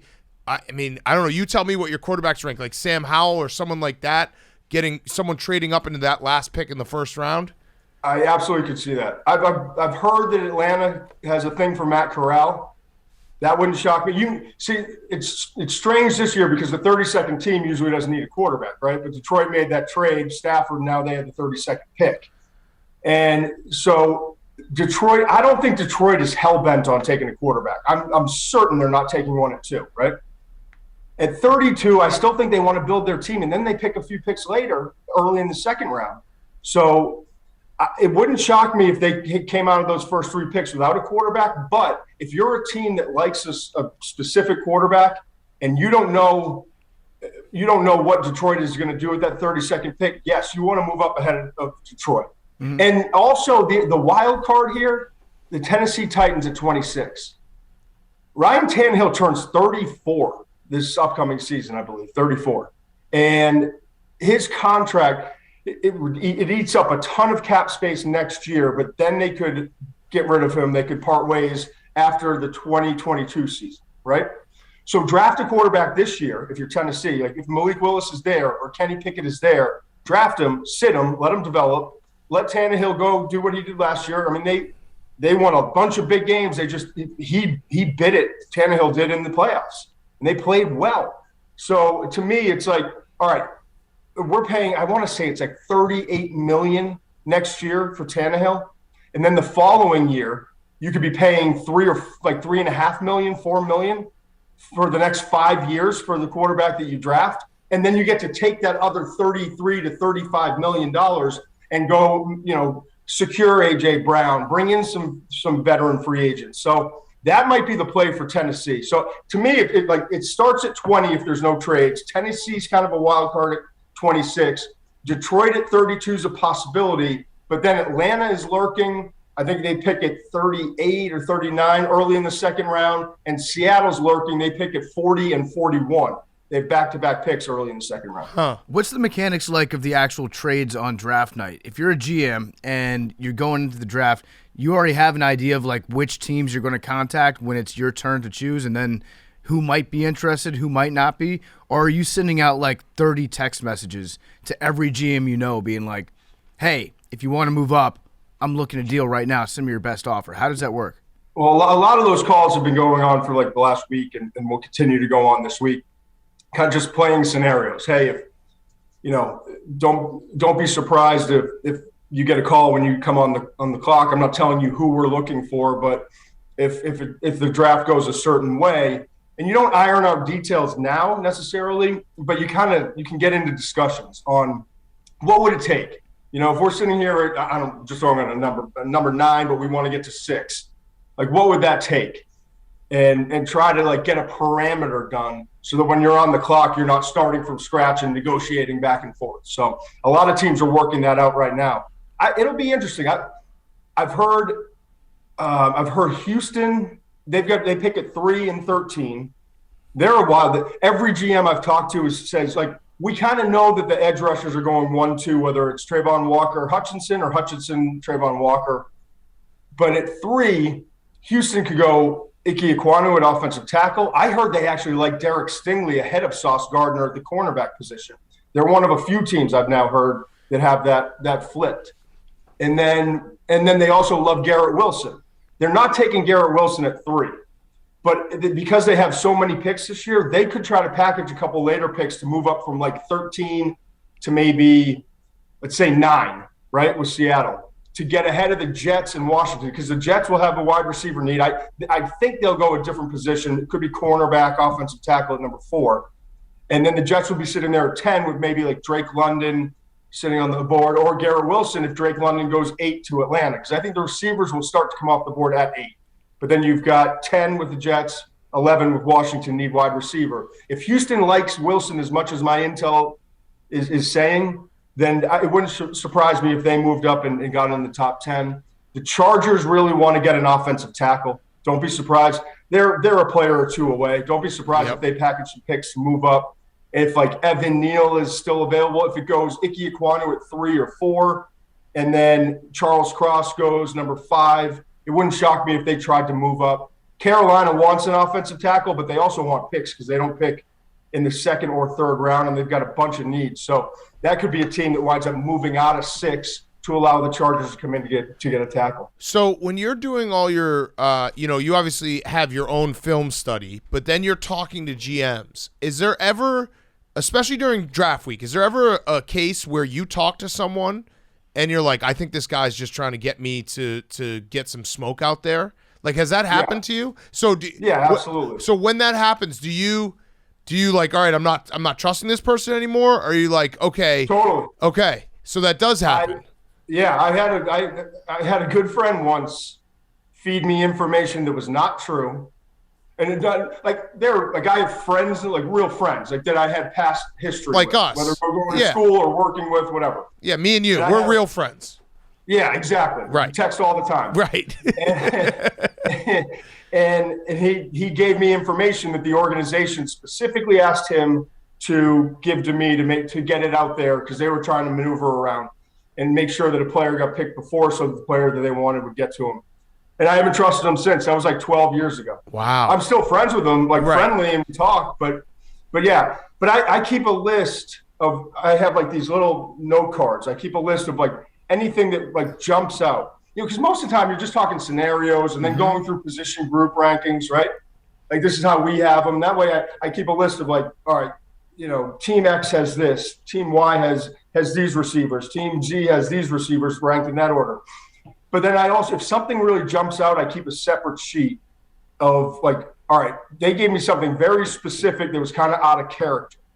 Did this happen? If like the potential was there for that situation to occur, did it happen, or did they go the exact opposite way? And that's who you learn. I mean, I know there are 4 guys in the league that I know they're not going to lie to me. Right. There are probably 8 or 9 other guys that I'd say they're 80%ers. It's not, and nothing has been blatant, but there are a few that it's good to talk ball with and get their feel on some positions. But I know that when it comes, like the last 10 days before the draft, their agenda is to use me to try to, move the board a little bit. You got a burn book. Yeah, I like that. You should start using us. So when you know that someone's lying to you, you should give that to us and we will put it out. Because we don't care about being wrong ever.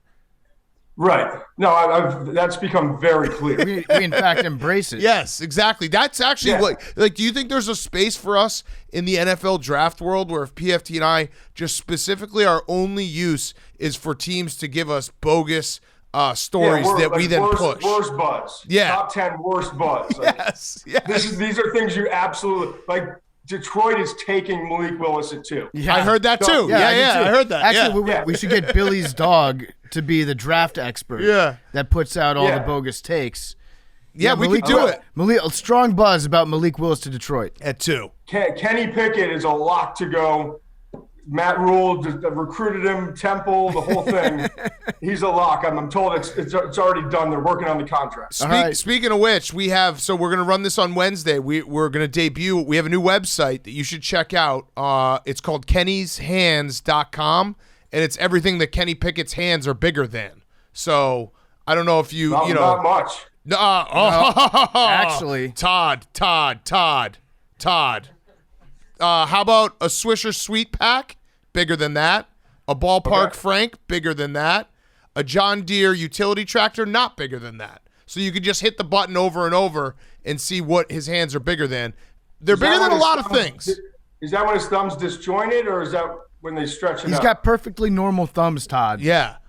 Okay. Yeah, it's totally fine. He wears a glove. What else do you want? This is why I like coming on the week of the draft to get like final word on guys. Yeah. So all right. So along those lines, when it comes to hand size, when it comes to loving the game, when it comes to 40 time, those are all tiebreakers for you, right? Or is there a specific attribute that is not a tiebreaker that is a building block? Like, because I've always assumed when you talk about hand size, obviously you want bigger hands than smaller, but if the guy's really good, it doesn't matter as much. Yeah, I mean, to me, a cornerback there's no position that is driven more by numbers, and specifically 40 time and arm length. I mean, that's critical because it's like, a fraction of a second, it's inches. So like a cornerback with 31.5-inch arms versus a corner with 33.5-inch arms, it sounds ridiculous.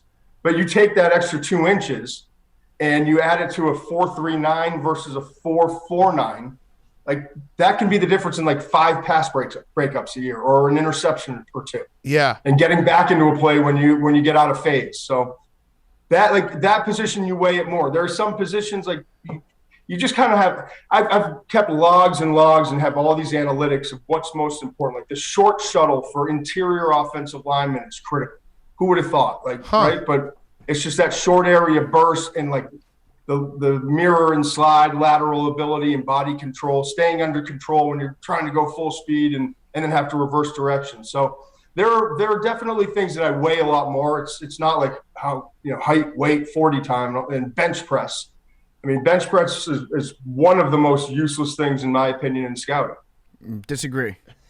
But it would be pretty cool to get 42 reps, though. Yeah, I mean, how else do you know how sweet a dude is? It's the most fun. It's the most fun event at the combine. I mean, there's like a crowd around the scouts. You got the weight coach, the trainer standing behind, screaming at the guy. Mm-hmm. All the teammates are cheering him on, punching his chest before he gets like. That's fun. It's a fun event to watch, but like, what did I learn when it's done? Yeah, this dude's strong. Yeah, no shit. He played college football for 3 years. he's been in a weightlifting environment before. Yes. We were talking the other day about comparing this draft to like players that are currently in the league. So doing the thing where you're like, if Tom Brady at his age right now was coming out of college, where would you have Tom Brady going? Ooh, that's a good one. I mean, he's going in the first, but probably a little bit later to a team that legitimately has a chance to make a title run. But does he really love football? It's wasted on the Jags and Detroit and the Jets and all those teams that are picking in the top 10 for the most part. But, yeah, I could see a team that's a quarterback away or needs an upgrade. Like Tennessee, yeah, give me 1 year. Give me 1 year and we can win this whole thing. What about Aaron Donald?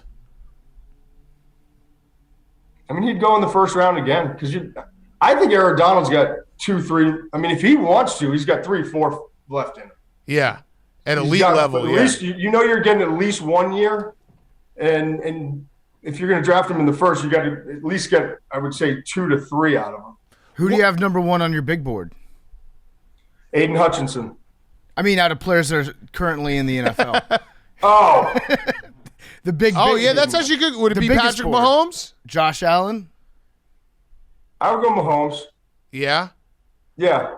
I tell you what, though, I'm going to get 4 years out of Aaron Rodgers. And, MVP, like, I don't know. A lot of headache, though. A lot of headache. Aaron Rodgers goes to the Jaguars. Are they an instant contender? I don't have to coach him. I just have to draft him. Yeah. Yeah, that's true. Aaron yeah. Rodgers, what? If he goes to the Jaguars, are they an instant contender? Yeah. Yeah, in that division. Yeah, they would be. I mean, to get in the playoffs, not Super Bowl, but to get in the playoffs, they would be in that division. Mm-hmm. What's when you're like regrading, do you go back and regrade your own drafts, or do you go back and look at all these drafts from the past to try to figure out, okay, what was wrong? Or I guess my question is, how do you decide what's a success or not? Is it years? Is it, like if you draft a guy in the second round, he starts for you for 4 years, is that a great pick? Yeah. If he starts and plays at a good level, I mean, the Pro Bowl is so watered down, but like all pros obviously are kind of the standard. Yeah. If you get a second contract out of first round pick, you did your job. is my kind of – I mean, there are different elements to that, and obviously we're seeing a lot more trades and the wide receivers moving around and all that. But I think if you get the goal is to get a player who comes in the first round, comes in and is giving starter quality reps year one and then becomes one of the best players on your team.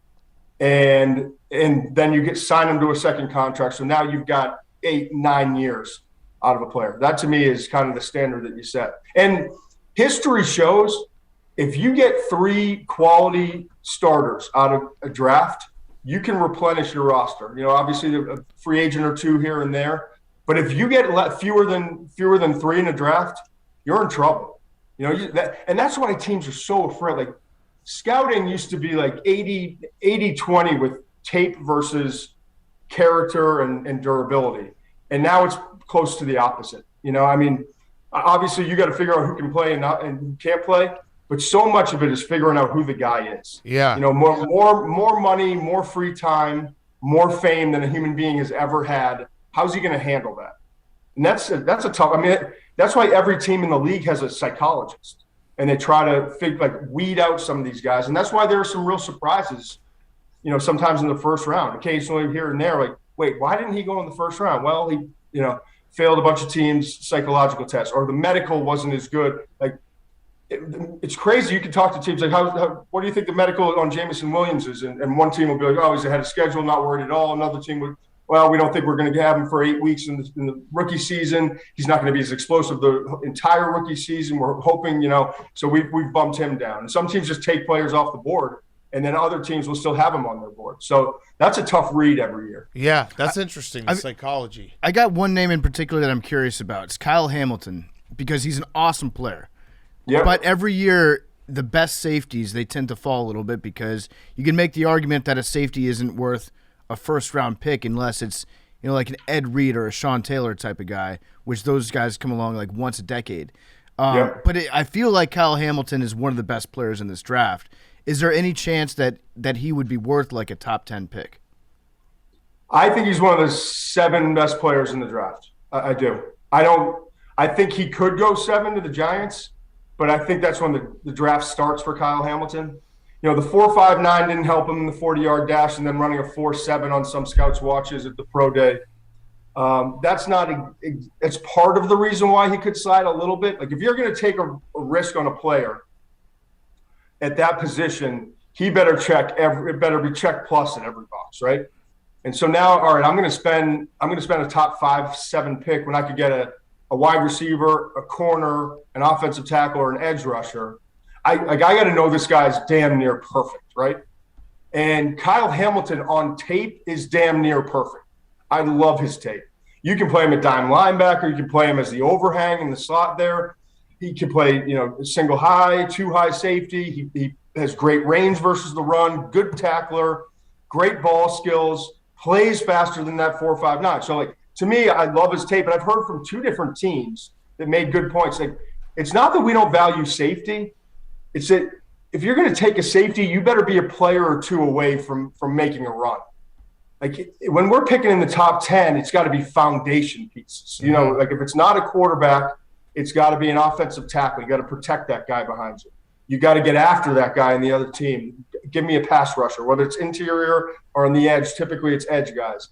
And then wide receiver, you could argue, has become the second most valuable position in the NFL. Just look at all the contracts this offseason. So, and corner too. So, like, all of those positions are there, and they can be like critical elements of what you're doing. Safeties become more and more important as teams have gotten bigger slot receivers and flexed out tight ends and work in the middle of the field. And with so many teams in spreads and going tempo, and when you're stuck, like, if I have a safety that can play free safety, like moving to strong safety, you can play dime linebacker, you can play overhang, I can stay in the same personnel and line up and just move him around rather than subbing guys in and out. Yeah. But to answer your question, I think it starts at 7 with the Giants, but then he gets into trouble because it's not going 8 to Atlanta. That's going to be a wide receiver and edge rusher. 9, I'm told, is Davis, the big nose tackle, Jordan Davis from Georgia. And if it's not, it could be an offensive tackle. 10 is not going to be a safety. I would be very surprised if the Jets took him at 10. 11 could be Hamilton, but I'm told they really like Chris Olave, the wide receiver from Ohio State, the Commanders do. So then you get down to like 13 with Houston if they don't trade out is a possibility. Yeah. Okay. I actually you brought up something there that's interesting. You said like one scout or a couple scouts had him timed a little bit slower. If you're scouting scouts, like who are the best scouts in the game, right? Like who's got the best time? Who's the guy that you're like, these guys rarely miss on somebody? I'll say Kevin White with the Ravens because he worked with me for 10 years. So that's an easy out. But, I mean, it is strange. Like the 40 time on thumb, like literally, but just your instinct or catching him to take off could be like the difference between a 4.43 and a 4.39. Mm-hmm. So it's just over time. But it also is amazing. Like I've done a bunch of it. Like the more it's like anything. The more you do it, the more it's consistent. You can almost eyeball it. I can tell you within, a tenth of a second usually like where a guy is. Wow, just by start doing that. Just by like watching the tape, or do you have to be there in person? Be there in person. That's cool. Be there in person. Yeah, that's like we play that game all the time at the combine when we're sitting there bored. Like four, we'll just like there'll be like five of us, like 4.43, 4.44, 4.47, 4.49. Is there any guy that's been way faster than you thought he was? Some guy that looks like he's running slow, then they show the time, you're like, holy shit. Oof.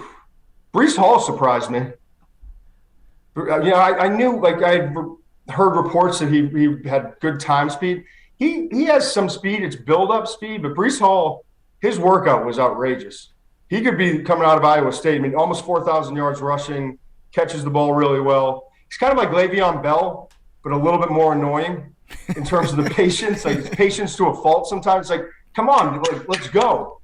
But when he gets going, he breaks a lot of tackles, and he does have a second gear. But I didn't think he was going to – what did he run, like a 4.38 or something? It was ridiculous what he ran at like 217 pounds. He's the only back – and I think Kenneth Walker from Michigan State is a better pure runner. But I think if one back is going to go in the first round, I would say it's Breece Hall. And I think the most likely team to take him would be the Bills at 25. Ooh, I like that pick. Yeah. All right, so Todd, this has been awesome. I had one last question. It's the Roback question. Put in promo code TAKE for 20% off your first purchase, RHOBACK.com. Use promo code TAKE for 20% off. Q-Zips, hoodies, all of it with Roback. All right, so we try to let our fans sound smart on draft night. I posed this question to Daniel Jeremiah. I'm wondering your take. What are the few teams that they just nail a position over and over? He said Steelers wide receiver. But give me another team or front office where you're like, if they pick this position, you would put your life on the line that guy's going to pan out, so that listeners of this show, when they're watching with their buddies, they can be like, oh, there we go. Whatever. Texans, they just picked the cornerback. They always get that. He's going to be good. Oof. The Bengals have been really good at wide receiver. Yep. If you think about it over the years, like even going back to like Hushman Zada and Chad Johnson, That's a good one. It seems like they always have a good receiver.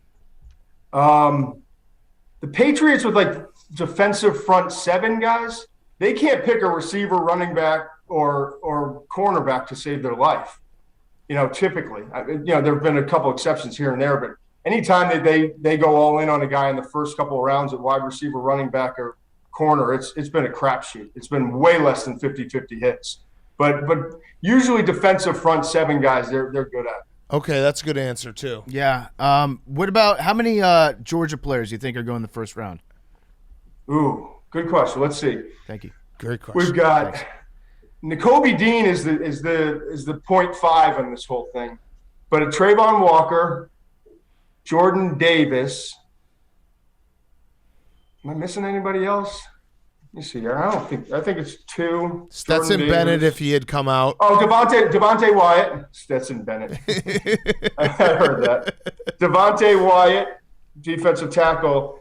And then Nakobe Dean to me is a first round pick, but I'm told by multiple teams that there's a really good chance that he's early second. He was the best linebacker in football. He was the best player on that defense. I mean, I know he doesn't play edge rusher or defensive tackle, but Nakobe Dean's a stud. And he's still available. But then you also have like Quay Walker in the second, Channing Tindall, the other linebacker, is going to go second or third. Now that group, you could make an argument that was the best defense in the history of college football. Yeah. They were insane. Yeah, they really were. You mentioned Olave. Is there any chance, like, just give me a percentage of just something greater than 0% that the Commanders take a quarterback? I'll give you 0.5%, I guess. God damn it. What the fuck? You and Schefter just live to fucking twist knives in my heart. Telling you the truth. We wake up in the morning. I hate the truth. I don't like the truth. Truth is real. Lie to me. Yeah. Yeah, I mean, listen, it would make sense for the future, but I mean, we're talking about the Commanders now, you know? Yeah. But also, no, but in all reality, who's going to be an upgrade over Carson Wentz in this class? No one. Yeah. No one. Right? He's great. He's a great quarterback. So let's go see what we can do next year, and then like next year's quarterback class is shaping up to be similar to last year. I mean, you could have 4 or 5 first rounders, and it starts with Bryce Young from Alabama, C.J. Stroud from Ohio State. Yeah. I just think that with the position that Snyder's in right now, you've got Ron Rivera. He doesn't need to do the thing where he drafts a quarterback to try to extend himself by another season. He doesn't need to extend his contract. He knows that Snyder's probably not going to fire him now because he's too busy looking after his own ass. So I think I agree. You're probably right. I just wish that the number was greater than 0.5%. That's all. Sorry to disappoint, buddy. Yeah. Well, Todd, thank you as always. Also, I'm going to text you more. I just think it's because we work with Dave and Elio's all around, so it feels like you're here. Your presence is always felt. How's it been with Elio? My good boy Eli Jones. He's crushing it. He's the Priceless, best. man. There's no one who does videos like he does on Twitter, and he also. Something about his Twitter experience I love so much, where he's so like genuine, and he'll retweet people who give him compliments, whether sarcastic or not. He'll like when people are mean to him, he'll be like, "I got 4 kids. I'm trying the best I can." It's beautiful. It's a beautiful thing. He's to watch. been like this. I mean, I've known him since he was like 19. He's been like, I would always love having class with him. He would sit in the back of class and be like, cheat. And the teacher would be like looking around, professor would cheat. And then like sometimes he'd come into class like anarchy. just constant.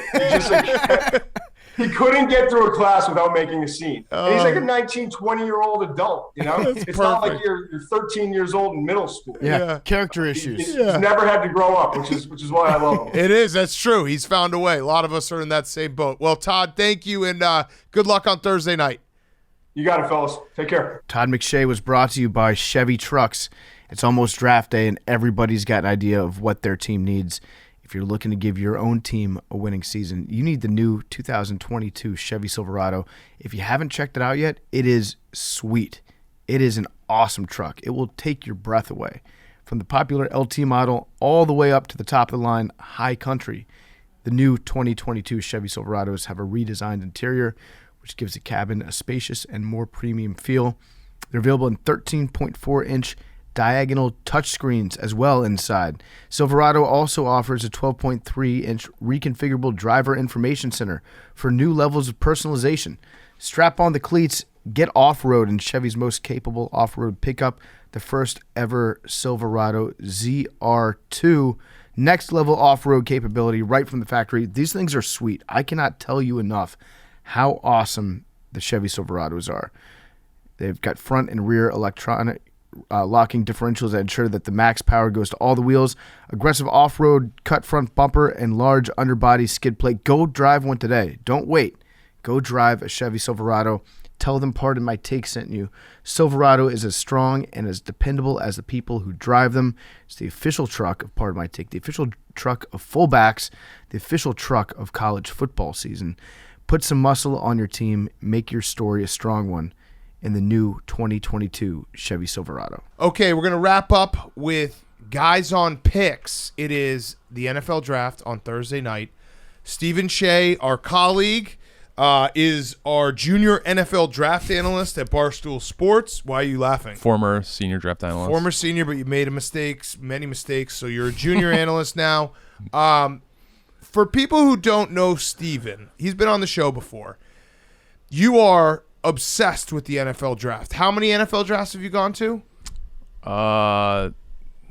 7, maybe 6 or 7. Yeah, It's so kind of when it was in New York. Now that it's on the road, and now that I'm doing stuff here, I don't go anymore. But I went from everyone from 2005 through 2012. What's your favorite draft memory? My favorite draft memory. Can I rephrase? Yeah. When is the time that you knew that you were in love with the NFL draft? When I showed, I don't know how they do it now. How they used to do it was you would show up in New York City. It was at I went to the one at the Javits Center, and then it was at Radio City for a long time. You'd show up the night before. So you'd take the day off from work. No, so I would go. It used to be on Saturday. Oh yeah, so yeah, go right, on right. Friday night, right after work, put your football jersey on. Football hasn't been on for 2-3 months. You'd wait in line with hundreds, almost thousands of other fans in football jerseys. Upper 3 figures. Yep. Yeah. No, I've seen this scene because it's all the famous fans are there. Oh yeah. When I was in Chicago, the I Jets went guy and with talked the to hat, him. the Raiders guy. Yep. So you camp out like it's Black Friday. Yes, and then you used to wait on line until In line. No, it's just a dumb internet argument. It's a New York fucking thing. Stupid. Whatever. I don't care. Yeah, no, you can Semantics. say whatever you can literally say whatever you want. I don't care. When you're on Long Island, you say in line, and when you're in Long Island, you say online. Yeah. I went to college in Long Island, which was some of the time. Ran that a I was at the draft. 4.40, no big deal. Correct. Hand timed, so unofficial, and I have a 2-point stance, but still happened. Billy looks like he's gonna puke. All right, keep going. So you'd just be talking with all these like super fans about your team needs, and be like, "Oh, you're next to a Bears fan. Oh, like, how are you guys feeling about this season or whatever?" Every single person has like an NFL magazine, like a draft magazine that's like very outdated, and just going off of this and just saying about how they really like this player, and that is the absolute best. And then this would go on for about 12 hours. So you wouldn't before they sleep. gave the tickets. You wouldn't sleep. I would like the morning of. They usually gave out the wristbands around 4 to 7 a.m. And then you go home, and then come back. Yeah. Now, when you're in line or online, would there be like any celebrities? Like if Mel Kiper walks by, is everyone's like, "Holy fuck, Mel Kiper"? Not at that time, because that's just like all those people already have in. Yeah. The first year I went, Golick came on like the next day when we were in line to get into the place. Which Golick? Mike Golick? Senior. Senior. This was 2005. Okay. But yeah, What happened there? You just saw him? He actually came over and talked to me. Really? And out of like all the people, he knew that he's got an eye for talent. He said, he picked you out. He said, "You know what? This is a special boy." Yeah. This guy. I was a huge Mike and Mike. I'm more of a Greeny guy. But do you think that it was kind of a Make-A-Wish thing where he was like, this little kid, and he's like a 22-year-old Stephen Shea? No, he just recognized that he saw the twinkle in this young man's eye and said, This guy watches ball. Yeah, he's going to someday be the junior draft analyst at Barstool Sports. I mean, it was 2005. I was wearing a Bucks jersey. We had the 5th pick. He came out and asked me some Bucks stuff. So, Are you a guy that would ever boo your team at the draft? No. Why you're going there to support your team. That's a disgusting question. I mean, you see the Jets fans do it. I love that. That's maybe my favorite part of the draft. Is like when Jets and Eagles fans it's all boo the their future. first round It's the pick. future. But there's something that's so beautiful to me about how abused a fan base can be, where they immediately boo their own future. Yeah, that's true. No, it is great, but Steven would never. I wouldn't. But on the flip side of that, it is extremely exciting, and it's kind of like diminished now with like the leaking of picks. But like, I guess one of my favorite memories would be, was it 2009 when the Jets took Sanchez, and they traded up, and it was a big thing, and you don't know what's happening, and then Tagliabue or Goodell would come out and be like, all right, there's been a trade, and nobody has the information yet.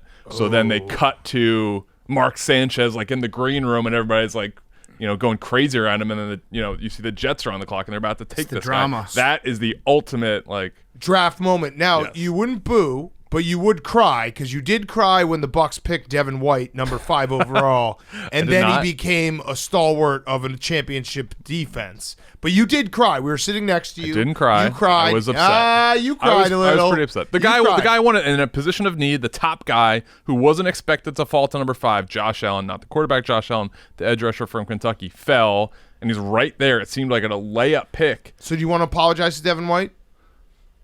Oh, you'd still rather have Josh Allen. No. Devin White's been awesome. I mean, he helped win a Super Bowl. He was incredible last postseason. So you can apologize to him?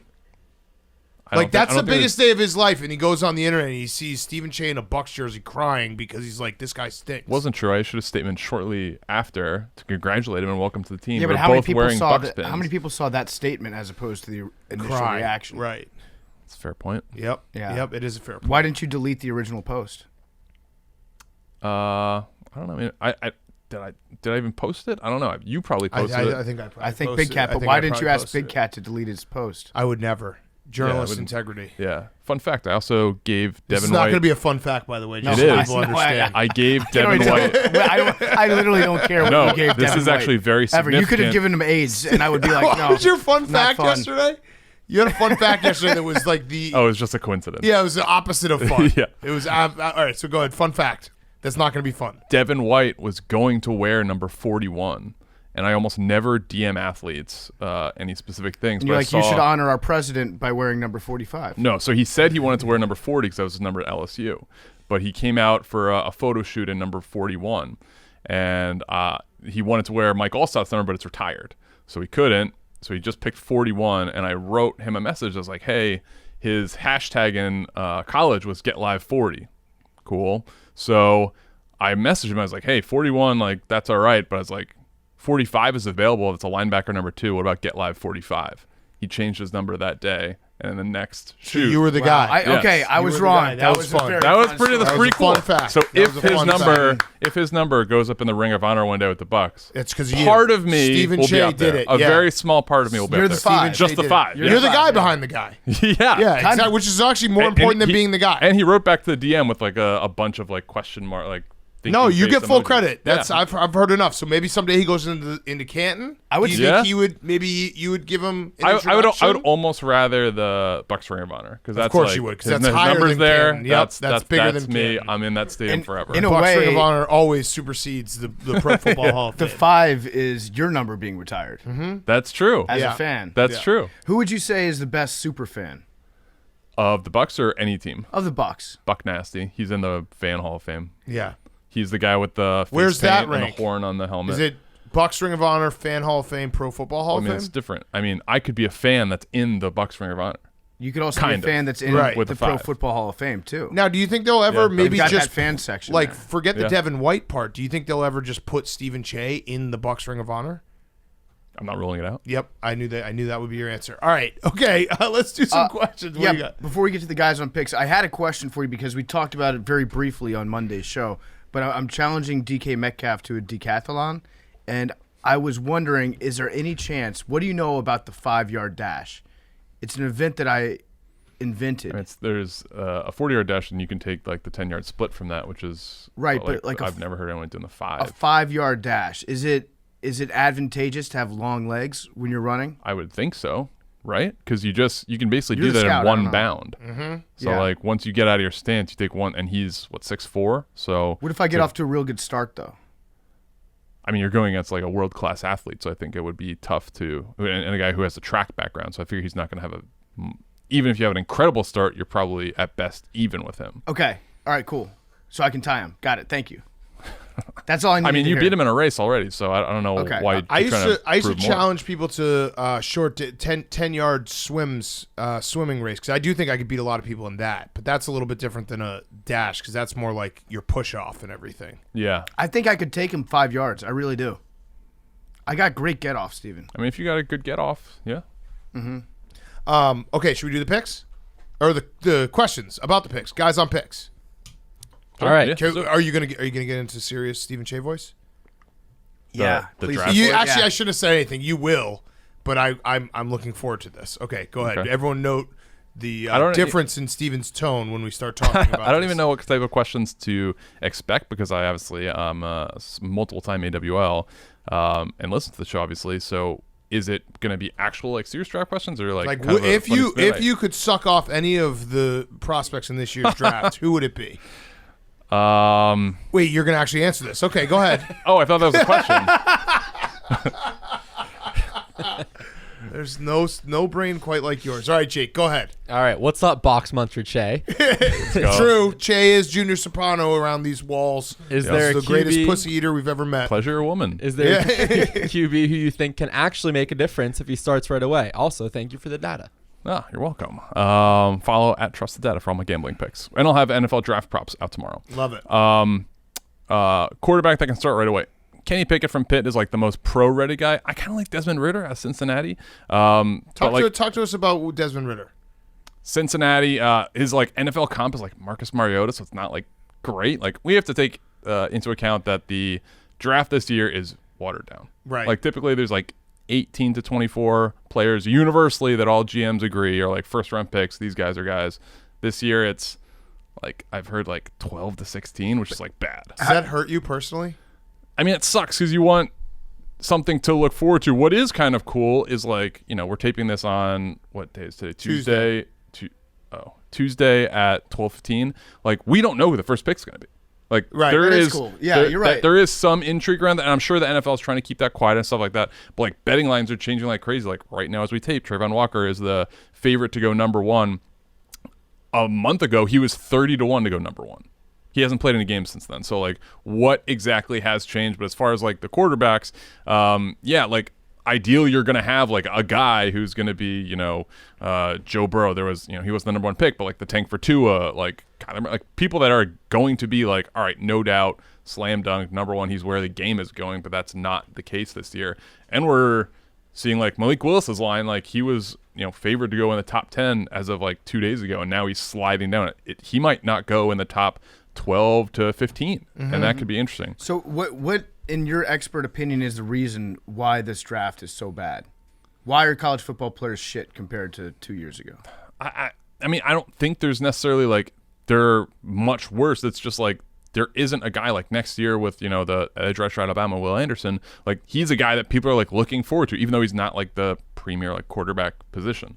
But you just don't have a guy that like took over college football. Like if we look at mock drafts from like a year ago, the like way too early ones, like Sam Howell was a projected number one overall pick, and he's not going to be a first rounder. Can I coach you up a little bit on that? That's more a test of how strong your take game is. The answer is name, image, and likeness made college kids not want to play sports as hard anymore, so they're not working out. That's why this draft is bad. But I mean, like next year's draft is probably gonna be pretty good. Like we already got like a blue, but like it changes. Like he could be terrible. Have you thought at all about like the 2040 and 2041 drafts and what the impact of COVID with births in America is going to do to those draft classes? With births in America? Births. They're gonna have, births. It's all the COVID sperm. Yeah. No, there's less. No. There was less childbirth in like 2021. Have you thought about that? I didn't even know that. No, so no. Teams should probably start getting their ducks in a row. Scholarships are going to be down. Yeah. I mean, we got to focus on winning the day. We can't really think about 20 years down the road. Give me one bust. Who's going to be a bust this year? It's always hard to say. Last because year like, he had Devontae Smith. This is going to be awesome because I didn't say no. I said we're going to be able to follow you this entire year, and anytime this player does anything good. Last year he had Devontae Smith does not have an NFL body bust. No, my tweet started out during the national championship game with I think Devontae Smith will be a great pro, but I can't see a team picking him in the top 10. Torching Ohio State. Okay, he got picked 10th. He wouldn't have gotten picked 10th. Like he did. No, he got picked top 10. Top 10. That's a fact. A team traded up to get him. Fact. Yes, it was a bad take. Yeah, that's a fact. It was very close to being an incredible take. But it wasn't. I think it was a bad take. I respect the take. I respect that you said it, no matter how wrong it was. So who's your bust this year? Stephen Che's guaranteed bust of the 2022 NFL Draft. It's hard because, like, I want to say Trayvon Walker, just because, like, I'm a traits over production guy, and that's what the whole draft is about. You don't have to have, like, incredible. That's how you got led to Devontae Smith being a bust. Traits over production. That's literally how it happened. He did it. He had a Heisman Trophy year, but his legs were skinny. I mean, he was. There were rumors that he was playing at like 155 pounds. I know. Rumors. There were whispers. All right, keep going. Trayvon Walker. Yeah. So I mean, he has everything you want. He's 6'6". He's 270 pounds. He ran a 4.5. Like great, super long arms, 35 and a half inch arms. But like we haven't seen it on the field. He played on a loaded defense. You think if you're playing on a loaded defense, you're gonna get a lot more single rush opportunities. You're gonna make a difference. He had 6 sacks, 7.5 tackles for loss. He didn't have a single game with like more than 1 sack. Like, what are we doing here? Like, Duke Manyweather, who's like a great offensive line guy, put out just a ton of cut-ups this morning on Evan Neal, who's a left tackle for Alabama, versus Trayvon Walker, just absolutely dominating him. So it's like, why are we valuing this guy who on an incredible defense, like if he's on a no-name, like he wouldn't stand out, but like he's on an incredible defense, he should have the opportunity to eat, and he is not doing that consistently. But traits. But wait, you're the traits guy. You just said- traits. You just made a strong argument. You need to have in case some of production. You need to have some production. He did not. Like, he just didn't. So what are we looking for? He's not refined. He's not like a technician. He's a freak athlete. That's cool, but like not a lot of those guys when you get to the league where everyone is a freak athlete, like succeed. So I would say if I would pick one bust, it would be him. The other flag that I would have, and there's a lot of smoke around this guy, is Kayvon Thibodeau. He was the projected number 1 pick going into early in the year. He's fallen off a little bit. And I love hearing these. I don't love hearing these, but they're always interesting to hear these like red flags around guys. Like, does he love football? Football, yeah. This guy has like a ton of outside interest. He started his own cryptocurrency. So, all right, here's a hypothetical. If we could just, if science was so advanced, we could take Stephen Shea's brain and put it into Kayvon Thibodeau's body, would he be the number 1 pick? Kayvon Thibodeau doesn't have the idea, but Trayvon Walker? Probably. No, but your brain, like your love of football. Oh, I see what you're saying. He'd be the greatest player of all time. I mean, yeah, he'd be extremely dedicated to his craft. He'd have very little outside interests and just focus on ball. What are you gonna say, Billy? What are your thoughts on Malik Willis? Okay. I like him. I just want to hear what you think about him. Where do you think he's going? All this stuff. Sure. So he's not ready right now. Like, people, the immediate thing is like he went to Liberty. Like, he was at Auburn. He transferred. He's not ready. I know like Dan Orlovsky like loves him, and like he does have like a lot of fans, and he's getting a lot of like top 10, top 15 grades from like NFL GMs. But again, we're talking about a watered down class. If we're talking about him in like a good year of quarterbacks and regular draft picks, he's like a borderline like first round guy. I definitely think he's a first round player, and he probably has the most upside of any quarterback in this draft. He's not tall. He's like around 6 feet, but he is like a thick boy. Like he's 220. So he can sustain hits. He's very mobile. He's got a very strong arm, but like you win games from like in the pocket, and he is still refining that. That's not to say he's not going to be a very good player, because there are a lot of very good guys like that can succeed at the NFL like that, but like he needs a lot of seasoning. What about Pete Prisco's take that he's a running back? Can you just say that he's a running back so we can clip it for social and then he'll post it on his accounts? He has good size for a running back. Yeah, thick boy. Yeah, he is a thick boy. Okay. Next one, Jake. Good answer, Steven. Thank you. This guy knows ball. Sup, senior draft analyst Steven. Nope, that's wrong. Daddy Cats. Oh, actually, no, that's correct. We offered him he could either be junior draft analyst or senior draft analyst, but not can senior. I choose senior? No, you already picked junior. I think on this show, I don't think that you have the eligibility for that title. Yeah, you're junior. Fine. Okay. We've never promoted you on this show. Short King PFT, Honks William, Nicotine Addict Jake. My team doesn't have a first-round pick this year, and even though we traded away our first-round pick and got a great quarterback out of it, I'm a little bummed we won't be on the clock. What's the best way to spend my Thursday to help fill that void? Now, I don't know if we're ready to say Justin Fields is great yet. Yeah, that was ambitious. But I could be another team. Was there any other teams that traded away their first pick last year? The Bears were the only ones that popped into my mind. Yeah. For a court, I mean, we traded our first-round pick last year for Justin Fields. Denver traded their first-round pick for Russell Wilson. Oh, okay. Yeah, that could be it. Cleveland. Oh, yeah. Okay, all right. So that was all right. Yeah. So it probably is Denver. Your brain has. Oh yeah, I was right away. I was like, wait, it's infected mine. I was too, like, Justin because Fields. I'm like I like him, but is he great yet? I think he's so. A nice guy. Yeah, he's working towards great. He's getting better. He's striving every day towards great. He's getting better at taking pictures with fans. Mm-hmm. All right, so repeat the question. We got sidetracked. What do they get excited about? Is that what it was? Yes, Pretty much. Okay, for Thursday. Yeah. I forget who said this. Someone with the Dolphins organization. It was like, I'm just going to watch Tyreek Hill highlights all night. It's like, that's what you do, because like that's what your pick went towards. So yeah, it's less exciting, but like think about it in a positive way. Like you dealt a first-round pick in a very watered-down draft. Yes, so that's what I'm going with. Is that like the Bears were very smart. Yeah. There's like maybe 5 first-round talents in this entire draft. Maybe. Yeah, I mean, there's 3 times that probably, but that's still a very low number. Yeah, it's low. It's half. Yeah. Less than half. Yeah. They're all made up numbers. Be less than half. Yeah, that's the thing I don't really. They're actually not made up numbers. Yes, they are. That's the thing. Someone made them up. I don't really understand, Stephen, how that works. Where it's like, well, there are only 15 first-round grades in this draft compared to like other drafts. Aren't you just graded based on who you're playing with, like your peers? how do you say like that a different draft class has higher grades? How do you do any sort of like accurate comparison to know that? Because they just play against who they play against in college, right? Yeah, but I mean, you're scouting the individual players, their traits, how you think they'll translate to the next level. So, like, how that's determined, like, you're obviously going to grade each player based on your grading system, which teams have different grading systems. Like, it could be a 1 to 7 scale, it could be a 1 to 9 scale. Why would you ever go 1 to 7 or 1 to 9? Like the pretty common. Yeah. Really? Why don't you just do 1 to 10? What was Devin White? I mean, it depends on the team. Who's the highest you ever seen? Myles Garrett was very high. Like, I don't know, like nobody gets like a 9, but like, you know, if he's on a 1 to 9 scale, probably like an 8.3, like something like that. Like that's what like a weird scale. Yeah, why don't you just go to 10? I don't get it. I don't know. Like they're associated with like different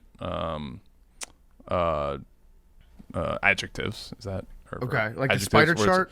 Yeah, so it'll be like solid, good, very good, elite, right? Pro Bowl, whatever. Wait, what's higher, Pro Bowl or elite? I don't know what the Ring of Honor, what the 1 to 9 scale was, but the 1 to 7 scale that I used was like. Yeah.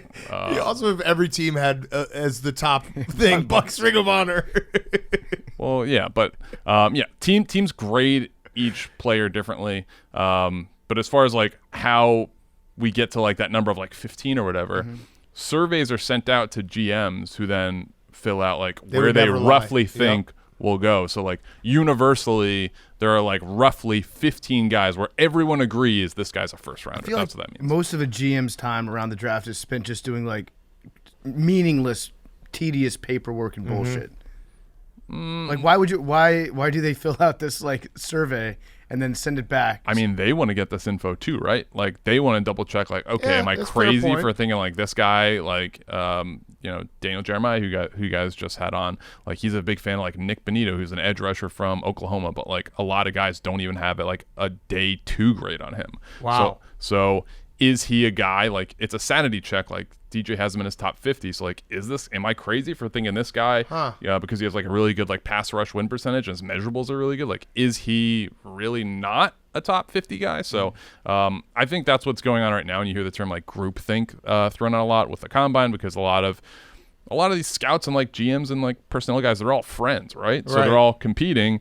But you do have people that like share information. So you want to hear like, okay, I think this guy's good. Do you think he's good? Like, what do you think about how he'll translate to the next level? That type of stuff. So a lot of that's kind of going around in this week is lying season. So like people are trying to throw each other off sense, but that's my favorite type of season. Is there any draft analyst out there that like what they say is gold, like word is bond, and then is there somebody out there that you're always suspicious? You're like, that guy's a smokescreen for one of the GMs.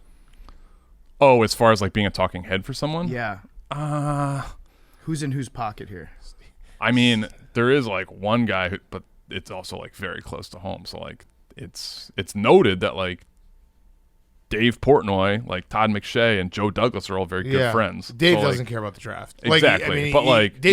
Joe Douglas is his friend, but he's the Jets GM, and Dave is a Patriots fan. Yeah. But like I'm saying, like McShay could put out some like potential like propaganda. McShay's talked about it before. He's not open he about it. Yeah, he doesn't deny it. But it's certainly conflict of interest. You would never do that, though.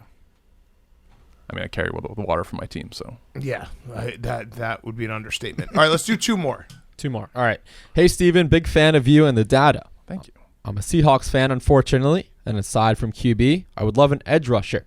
Xander Leonard out of Florida State is a guy I have my eye on for the last couple of years. He's a big 6'2", 290, was insanely productive before taking a COVID year off. He bounced back with 5 sacks, and even though he got moved inside, does him getting moved around affect his stock negatively or positively? This is a fake guy. You got it. Steven sniffed it out. Dude, he would never. Wow. This would never. Like, this person thinking he can get Steven. Steven is fucking on top of this shit. Good job, Xander Leonard. Yeah, come Good on. job, PFC's Steven. It was name. my Come name, on. yeah. I was testing you. That was really impressive. I mean, there's no way Steven's going to get got. Steven, he didn't even take a breath. He was just like, that's bullshit. Yeah. That was good, He Steven. knows it. He knows the big board. Thank you. Very impressive. Xander Leonard sounds like an awesome player, though.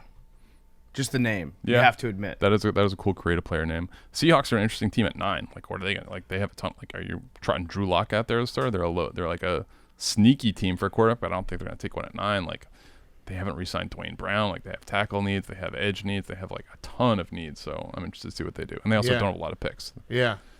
I feel like everyone's trying to trade back this year. It's Yeah. going to be like 10 teams trying to trade back. Nobody. You're probably going to be able to get a good deal in terms of trading up, though. Potentially, it depends like where the runs go, because there's going to be like a run of receivers. Like once either Malik Willis or Kenny Pickett go, like you got to be nervous if you're a team that has, you know, a quarterback needy team that has the other guy high. But yeah, like speaking about trading back, like you're looking for future assets because, Yeah. you know, technically $1 today is worth more than $1 tomorrow, but next year's draft is so much better than this year's. Like Right. you're going to want to load up for assets for the future. What's your one bold prediction that you have? Like last year, Devontae Smith won't be a top 10 pick. That was wrong. As far as draft night or like how these players will be? No, draft night. Like I see this guy going earlier than everyone else does, or later. Yeah. There's some medical things with linebackers right now, so I would say Nakobe Dean, who's probably the most productive player on Georgia's defense, the linebacker, is not going to get drafted in the first round. Okay, that and is he won't bold. even be the first Georgia linebacker drafted. Quay Walker is, from what I'm hearing, like kind of a lock to be drafted in the first round. He had production, but he's definitely a traits over production guy. Okay, so that's pretty, because I think most people would say Nakobe Dean was the better player. Correct. But Quay Walker, so you're going out on a limb, Quay Walker before Nakobe Dean. I like it. Yeah. I like it. All right, last question. Last question. What will be mentioned more by ESPN? Family deaths or drug abuse and homelessness? How about can I help you with this? Sure. How about don't even know, because we're going to be watching the NFL draft show hosted by Stephen Che. Yep, and Brandon Walker and Roan. And it's you going guys to be will incredible. Deion's going to be there. Deion's going to be there. Dave will be there. A bunch of people. Are you guys going to be doing any sort of those sob stories behind any draft picks? You should. Roan will have probably one. get one. Yeah, Roan will probably get one. Roan does a really good job with the fact checks. Yeah, he does. Yeah. We'll have a lot of stuff. It's always one of my favorite events of the year. Oh, really? The draft? Well, like the show, but yes. No, it is very exciting. Stephen, there's no one who loves anything more than Stephen Che loves the draft. The Bucks have been good, obviously, the last couple of years, but before that, he would start talking about the draft. Halloween. Like week 8. He'd just be like, yeah, well, the Bucks, listen, now they got a nice pick coming up. Things are going to start locking into place. Well, I deal in the currency of hope, and once your team sucks, and it's very obvious they suck, you need to shift to the draft. Believe something is going to turn it around, and if losing helps that cause, which it does if you're getting a better draft pick, then it's like, okay, let me start believing in getting ahead of the process. Now, are you still doing the TB12 method? Because Tom Brady came back, you're doing that all year round, right? Correct. Through January 31st, 2023. Except birthdays. Except family birthdays. What about pussies? Pussy and on holidays. the TB12? That is on the TB12. Approved. Yes. Approved as organic. organic. Gluten-free. Do you want to drop the link for the instructional video that changed your life? So I haven't. I mean, I watched it. No, this is serious for all the male and lesbian AWLs out there that might be looking to educate yourself. A lot of time, guys don't know about that stuff. Steven's got a very important video that you should watch. I watched the tape. Yeah, I mean, when I watched it like 15 years ago, it was on X videos. I don't know if it's on that site anymore. I don't use that site anymore. So this is literally a scene from American Pie, where he's like watching the tornado. In his room. Like, spell the alphabet. How do I eat? Well, that's the thing. Like what they tell you, like I don't want to do this. No, I do. So like I've done it many times with him, and it's bad. Yeah. So what the like common way you'll see in adult films. I don't want you to explain. Yeah, no, that's what he was going to do. That's what he was going to do. I want you to just like say what's the name of the video in case other people want to. I don't know what the name. Yeah, of it. that's I mean, what you he was can going kind to of do. He was going to teach us how to eat pussy. Yeah, that's why I said I don't want to do this. I just want to stop people from painting the fence, yeah. and that's what most people are doing. Painting the fence. Yeah. I said we should remake targeted precision attack. We should remake The Irishman with Stephen Che being like, I didn't know you painted fences, and he's just eating pussy across America. Who's going to get mouth cancer first? Stephen Che from all the HPV or Jake from dipping? Jake, definitely, easily. Last thing, Stephen, numbers, but also prediction for the Bucks this season. Their like record? Yeah, Super Bowl. Yes. Super Bowl winner. Yes. Okay. Absolutely. They better. Heard it here first. Does Tom Brady really love football? He's all about like crypto, his side businesses. I got a red flag on that. That's a fair point. Tom Brady will retire if he wins the Super Bowl. That's fine. Yeah. That's cool. I think we all sign me up. Would you rather have you guys not win a Super Bowl this year and win one next year, and then Tom Brady retires, or Tom Brady wins one this year, then he retires? I think you definitely take next year, right? Because then you get 2 more years. Yeah, but like it doesn't matter how many years. It's about winning. So, Right. Like, I would but rather you'd still win. You'd still get that win, but you'd also have a year where you didn't win in between. But you'd get Tom Brady for 2 more years, so you wouldn't be irrelevant But it for at doesn't least matter, 2 more right? years. Well, you specifically, it matters a lot because your relevancy as a human being is reliant on Tom Brady. I wouldn't go that far. Oh no, factually that is absolutely I would correct. say more so JPP than Tom Brady. We haven't re-signed him, and he posted an Instagram story. He's like, "Bye Tampa." Oh no. JPP. No, you can't say that anymore. But you know who he did bring NT. back? Who? Giovanni Bernardo. Oh God! All right, numbers 22. Hank picked 6. 25. 3 for memes. Give me 77. 70 minus 1. Steven? Let's go Super Bowl 57.